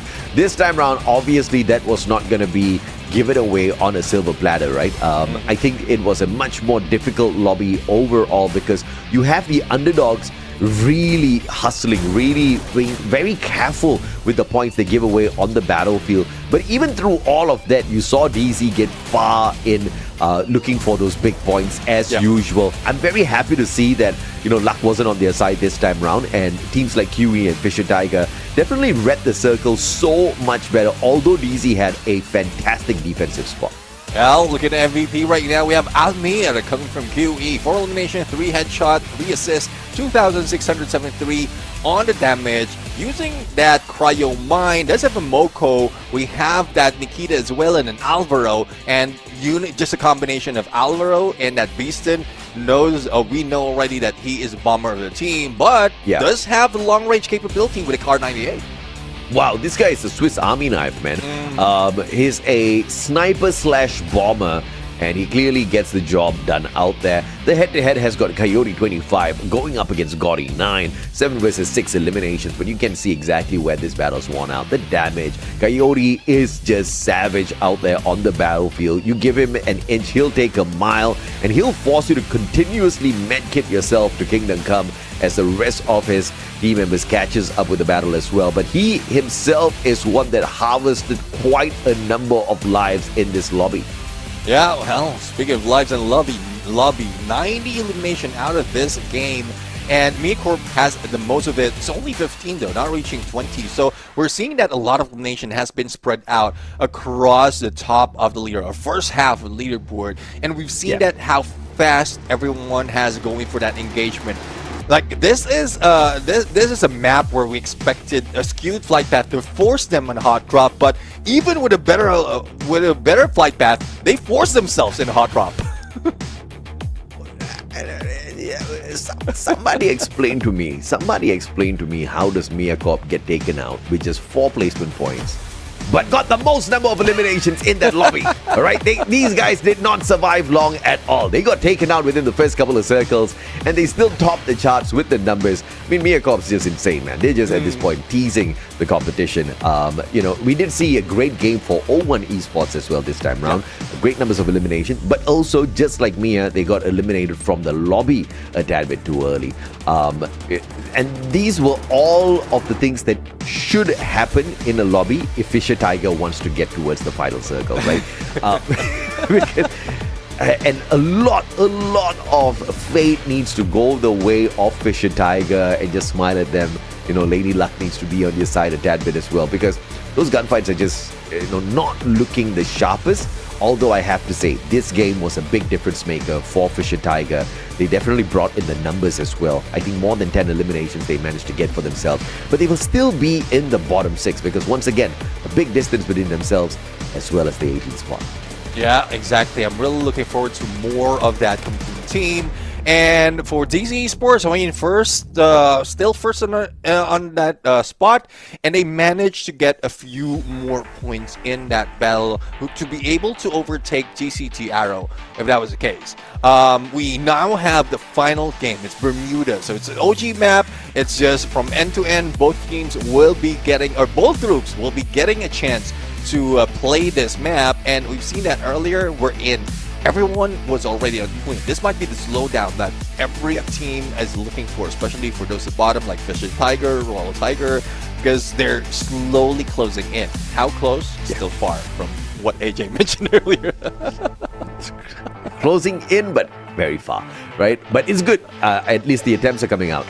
DZ and Ruthless both had great back-to-back games. I think Ruthless especially, the consistency has been mind-blowing. Eliminations-wise, they have kept it consistent. They did manage to get further in the lobby at Kalahari. Almost walked away with the Booyah. Got prevented from that. Obviously, DZ walking away with that first game. Massive games for both of them in that Kalahari match. But I think it's only good that Ruthless wraps the day up with a Booyah, right? Because the hustle has been there. We see them picking up big numbers, but just shy of that Booyah for the time being. And the time is ripe as we head on into where? Bermuda. This is a map where we have definitely seen decent performance from Ruthless so far. Yeah, exactly. I mean, Ruthless, we've seen a lot of that, especially in that final moment. If they were not caught off guard on that one corner and being targeted by two teams like QE as well as DZ, they could have survived towards the next phase of the circle. It's just unfortunate. But at this point, Bermuda, they will be able to bring in that fire. They will be able to bring in more numbers in this fight. But they need to be cautious though. And the win condition might be Nova needs to be eliminated first, because out of all teams in Group A and D, Nova is topping board with the great balance of placement and elimination. Yeah, you talk about Nova, I want to talk about Ruthless, because we talked about how Ruthless, should potentially end the day with the Booyah because of their consistent performance. It looks like they are gearing up for that. And this is the best place to get it done, because Bermuda is the place where they have their one and only Booyah so far within the group stage run. And it's definitely showing up to be one of their better maps. It's either Purgatory or Bermuda, where we usually see them popping off. So let's see if this can be a good end for them. But like you said, Neptune, Nova, 2 games in, not looking too great for them. Maybe this one recovery game will send them soaring to the top. Well, let's see. The condition would be them not being eliminated early, but we've seen a lot of challenges in that front. But looking at where the teams would be dropping in, it seems like they're not getting away from early engagement, especially for those heading into Pochinok. We have Celtic Gaming, we have a few players coming from Crazy Mind, and they can go into Mars Electric, but there's no getting away from this fight. QE against DZ, and Crazy has been taken down. There goes a little bit of rush from Pulgita, wants to take advantage of the position, but Vegas is not down just yet. Finally being taken out with a mini Uzi coming from Little Flea, but Pulgita also being taken out. Lucas, great weapon with the FAMAS, but not so much if you don't make that range. Yeah, one final survivor here. DZ, on the other hand, 2 players sprayed down, but those pickups are instantaneous. Reyes with the boost on the vehicle is out of there. Great driving as well, so that's going to get him straight to the vending machine at Plantation. But the man's broke though, so it's going to take a while for the recovery. Nova, on the other hand, in a very early battle. Celtic loses their players back-to-back here, but not without taking away a couple of players' chances. But with the instant recovery off of Nova, they're back up on their feet. But here comes Crazy Minds to interfere. And Celtic, on that revival, their players are dropping back within the compound itself, so Celtic wants a little bit of revenge. Oh, you go against King Goat. Great M24 shot. Now they lost one of players, and here comes Crazy Mind, finishing what Celtic has started. T-Kill being shot at. Doesn't have FGL or RRGS, and there goes Nova once again. Being taken out early. A good chance for Ruthless, though, to catch up. 3 games in a row, they have gotten annihilated. But granted, if I'm Nova, I wouldn't really care. I'll just chill. I think Nova's a really good squad. Missing a day off play is not going to mean much for Nova at all. I think it won't make a big difference to them. One Esports, though, it might just make a difference to them because they are a squad looking to fight and stay their way in the top 18. And Flash is not making this easy for them. Let's see, though. Flash, first 3 minutes, and they have 6 elimination already. And I'm really loving that this team can bring out this fire, but I'm just hoping that they can be consistent about it. Because we know that they can bring in all those win all those fights, but because of the inconsistency, they're being pushed down on 18. So they will need to work even harder. But now, as Celtic Gaming spots some players of Crazy Mind, pushes one far away, and with that final survivor, the sole survivor coming from the team, Zipline being used, heading into peak, they will be chasing after here, but I think they know for a fact that it's Myota, so they have a great sniper against them, and they need to be cautious as well. Absolutely. And Miacorp, on the other hand, spotting out ZMF, going in for the chase. Nyx, Valiant Dash in hand, but needs to be careful. Low-Tech's Bow, 0-1 Esports, dropping by. That's a little bit of a distraction that Mia should not be paying attention to, but he has no clue who is he looking at. Yeah, I mean, instantly, the moment he dropped, he went into the that attic window, and now might be able to get away, especially with Jans being a distraction in this fight. So it's Miacorp. Let's see if they can win this battle. Do have a vending machine here if in case they need or they ask for quick recovery. And ZMF does have the coins to do so, but there's no need for that. Yanze quickly being picked up. Miacorp has lost. Or no, Miacorp is still full squad. It's a different squad that has lost one of their players, but Miacorp is not that strong, judging from the elimination they have in the early parts of this game. Yeah, everybody's trying to camp in the vending machine here. Miacorp just trying to make sure they make good use of that. Nyx, they'll trade each other out here, but Nyx is going to get picked right back up, thanks to a little bit of a backup. Jans and Kevin taken out of the equation. Venda will be annihilated as well. There was one revive, I think, for the side of ZMF, so Miacorp will win the battle, but ZMF will survive this for the time being. UCL hit list purchased on him as well. I think Miacorp just wants to make their lives miserable in this match. Yeah, definitely. I mean, it's just that push on the utilities. If you can trigger a hit list or even spot them with the binocular, you would trigger a response coming from the opposing team. But this is a response that DZ was not expecting.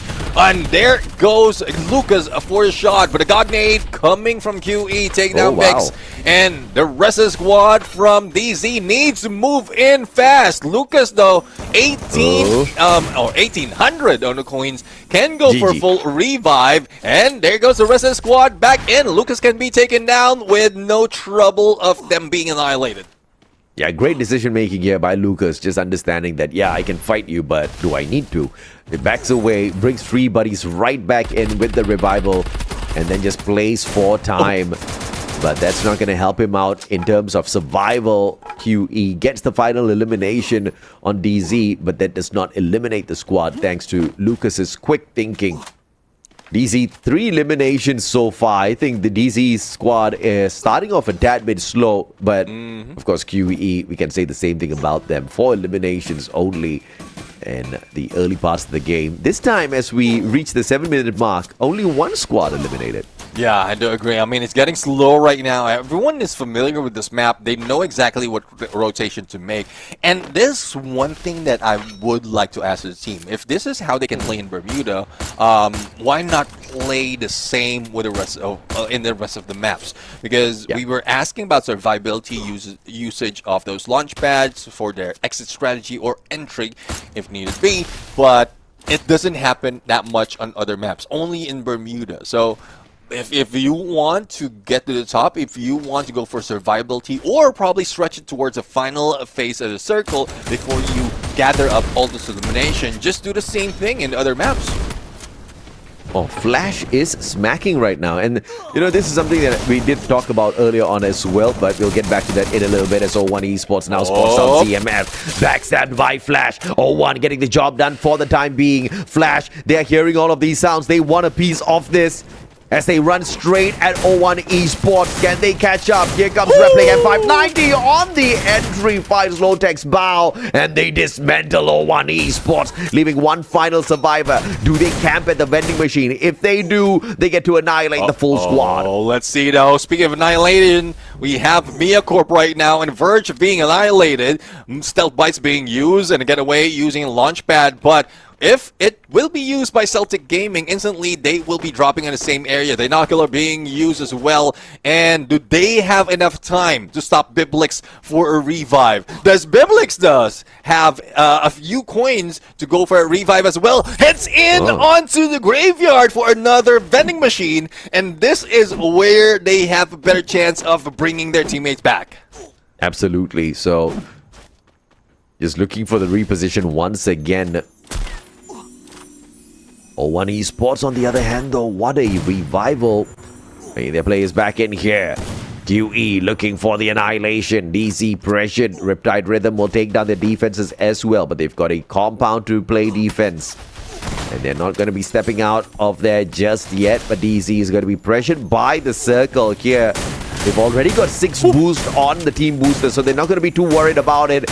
And QE thinking they will panic. Pulgita straight down to the ground. Alex will find another one in Almir as well. And this is DZ dismantling QE. Oh, here comes a knock coming in as well. But QE is not out just yet.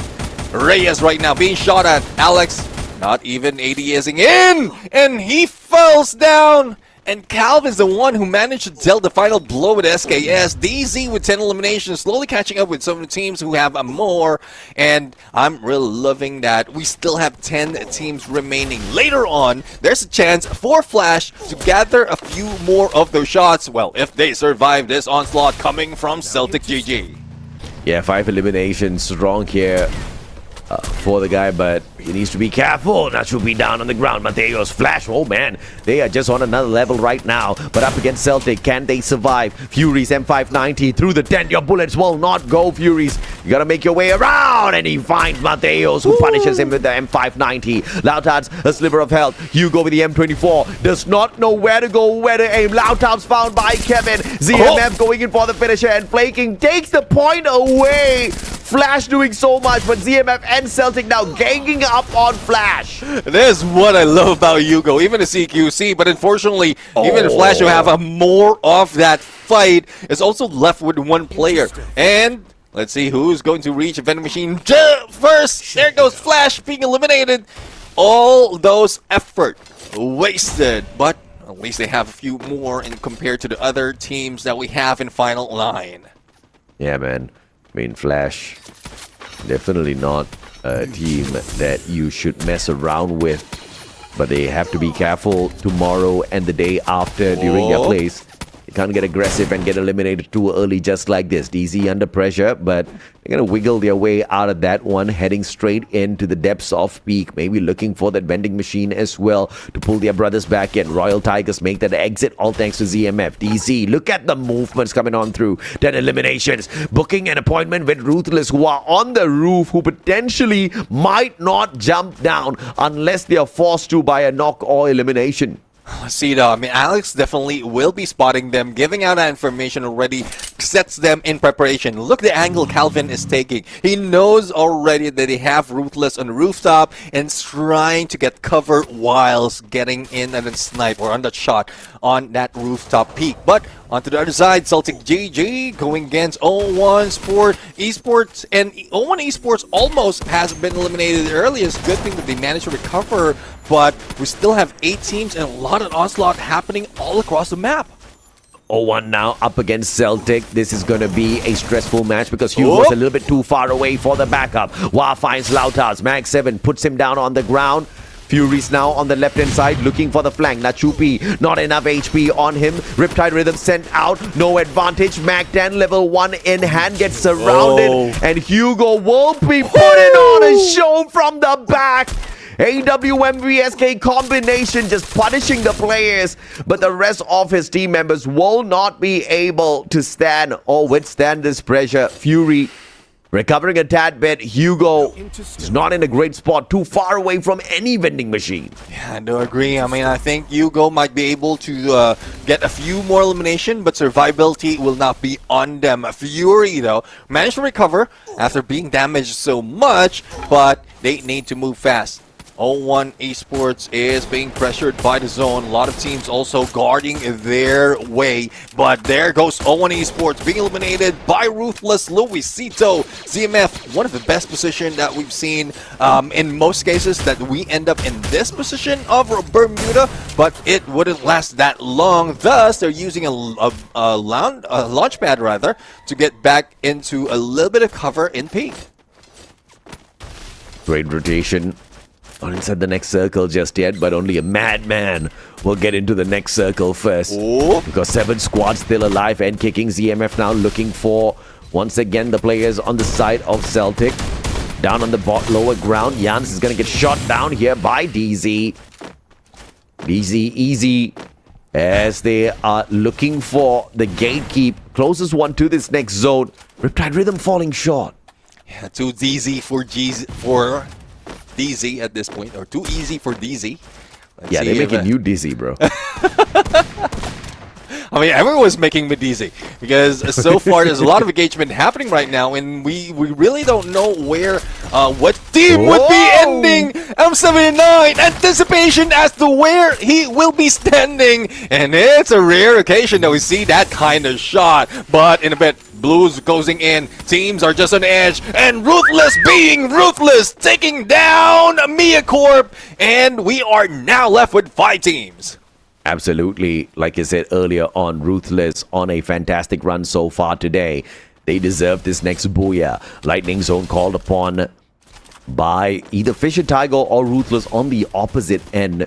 Celtic hanging on for their dear lives, but up against DZ, this is going to be a tough one. 2 more survivors. Hugo still alive and kicking. 8 eliminations. Hugo, monstrous shot once again. M24 on the flick, but on the level 3, cannot do much as Fury not close enough to him to pick him up, and Celtic left with one final option, which is sorted out by Alvaro on the side of Crazy Minds. Crazy Mind, final 4 teams in this fight.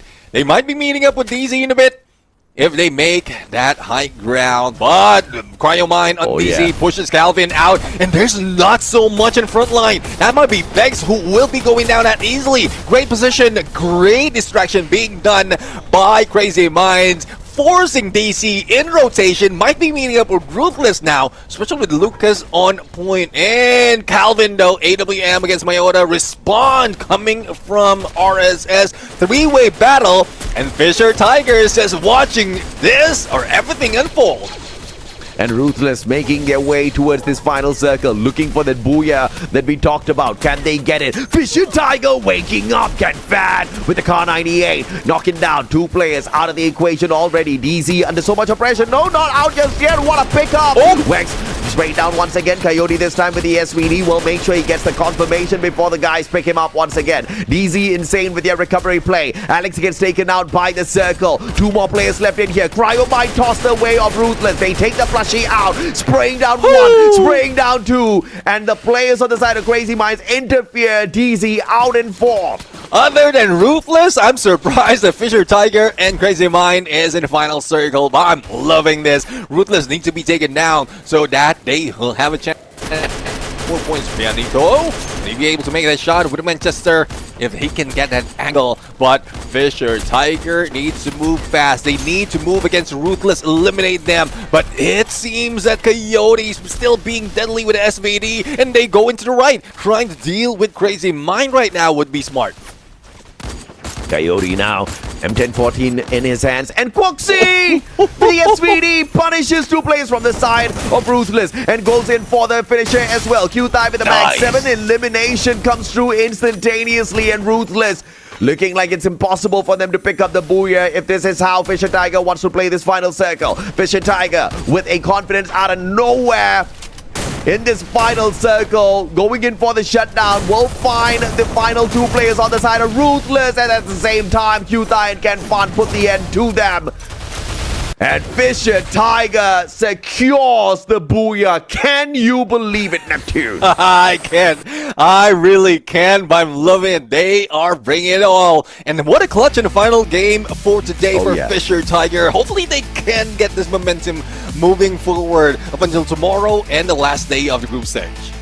Absolutely, man. I mean, we were talking about this is exactly what we were referring to at the start of the day when we said the big boys are going to take a little bit of a nap and everybody else is going to wake up. You know, we're going to start to see the leaderboard shift a little bit. But unfortunately for Fisher Tiger, they need to tussle their way around here in the bottom 6 a little bit more before they can break the surface and breathe the fresh air that we have here in the top 18 region, right? But they're not too far away from it at all. 2 back-to-back games, they've showed up and they have showed up strong, especially with a booyah. Can you believe it? Fisher Tigers now the only team in the bottom 6 with a booyah. and this just shows the experience coming from this team. I mean, Fisher Tigers, this is not a first run that they have. This is not their first rodeo. So we know that they have fire in them. We know that they can fight, but it just took a long time before they managed to pull it off. But hopefully this move will help them in the future. This move will help them get a few more points and get to the knockout stage. Yeah, no doubt at all. It was a chaotic start here for all of these teams, especially Nova. Early exit from the lobby in the hands of Crazy Minds. Who would have thought that would be possible? And then, of course, Mia would find themselves some prey in ZMF, but back and forth, we kind of went in that battle. DZ spotted out QE a couple of times, and this is where I thought, okay, this is it. DZ was going to get annihilated, but I respect the instant recovery that came through from the squad. And then DZ, the hunted, became the hunters as they then went to look for QE, putting down their players one after the other. Yeah, I mean, I'm really loving how things are turning around. Even the top dogs is being caught off guard. Because at some point, even like when we're going to see that in the final circle, DZ are slowly being dwindled down because the position that they took when they thought they have advantage even against Crazy Mind, they are being gunned down by Ruthless from behind, even Ruthless being backstabbed. So it's just a position that everyone needs to read quite well. And from what we just witnessed, MiaCorp being annihilated quickly. In less than 10-20 seconds from that moment, it's not looking good for that EWC representatives. Yeah, absolutely, man. Of course, it'll be great to see what the standings are like for this matchup, because Fisher Tiger walking away with, I think, one of the biggest games in the competition so far for themselves, right? And towards the final circle, there just weren't a lot of points for them to pick up. 7 eliminations in total as they walked away with the booyah. So that gives them, a total of 19 points. Yep. And if you're Fisher Tiger, man, that's a lot. Definitely. And, well, Ken Pan right now in here from Fisher Tiger being an MVP. And this only shows that with 3 elimination, the rest of the squad did manage to get a few more. So we're going to see that later on. 1 headshot, 1 assist, 2,097 on the damage. Again, it's another standard sniper build with that Morse, and it's a good exit strategy from the team. But I'm really looking for some other active skill. I'm not saying that we don't like the Morse, like some other active skill that they can use on different maps so that they can take advantage of that skill overall. Because judging from the head-to-head of Calvin and Hugo definitely takes the lead. Yeah, I mean, no doubt at all. and this is what we asked for. Man, these teams are giving us everything that we asked for. We wanted Hugo to wake up. We said Hugo was still asleep. We want to see the Hugo show. And Hugo said, here you go.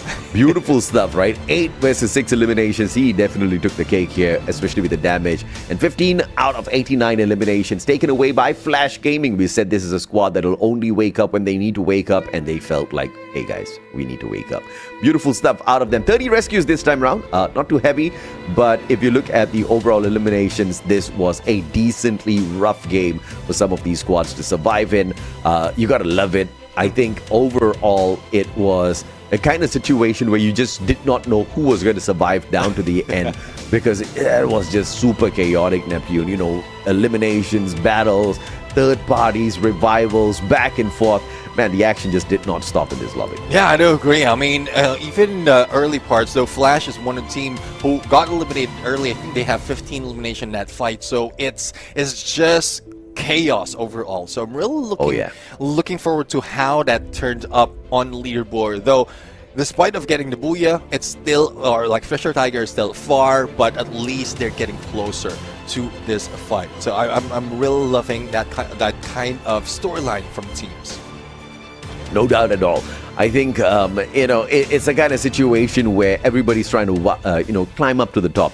But one of the things that we are climbing up to the top for is not just to become the champion of the competition. It's to be the champion of the day as well in terms of bounty hunting. And there's one team that did that really well. And that was done in the initial phase of the day in the battle between groups B and C. Because it looks like GCT Arrow will be able to dominate the leaderboard in terms of performance for the day. But because of what DZ Esports has done so far, they've managed to climb on top through the tiebreaker, also sit on that number 1 spot. Yeah, I mean, DZ Esports doesn't want to let it go. Despite of not getting that much in terms of booyah in these games, they are still proving that they have what it takes to be able to get to that number 1. But it's just unfortunate that they're a little short against GCT Arrow. A 43 against a 37. That could have been the 3rd day in a row that DC Esports gets that bounty, but GCT Arrow says, why not? We can do it right now. Yeah, like give us some money too, brother. Like what's wrong with you? Share. They didn't want to share, so they took it away by force.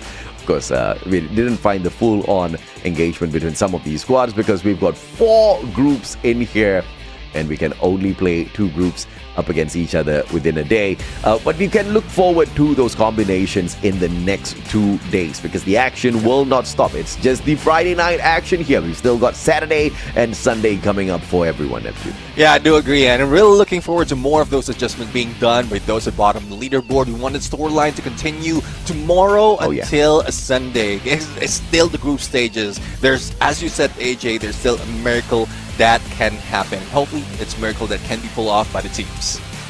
Absolutely. And what Flash did today, what Fisher Tiger did today, those are the miracles that we're looking for. Man, it's at the end of the day, free fire. Yeah, and you've gotten those booyahs on your own as well. When things look tough, some sort of a miraculous play you managed to whip out. These guys have just been putting on a show today. But of course, ladies and gentlemen, boys and girls, I think, today was exactly what we were hoping for from every single aspect, from these squads, from these players. We expected the big teams to, just don't show up so much. Those that really needed the points to step it up. That's exactly what we got. But 2 more days where I expect the exact same. My name's AJ. I'm the Mustache Show down here with the one and only Neptune the Gentleman Garcia. Signing off for day 1 of week 2. We'll see you guys same place, same time tomorrow.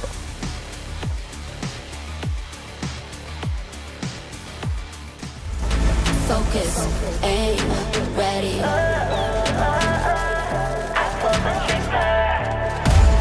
Focus, aim, ready.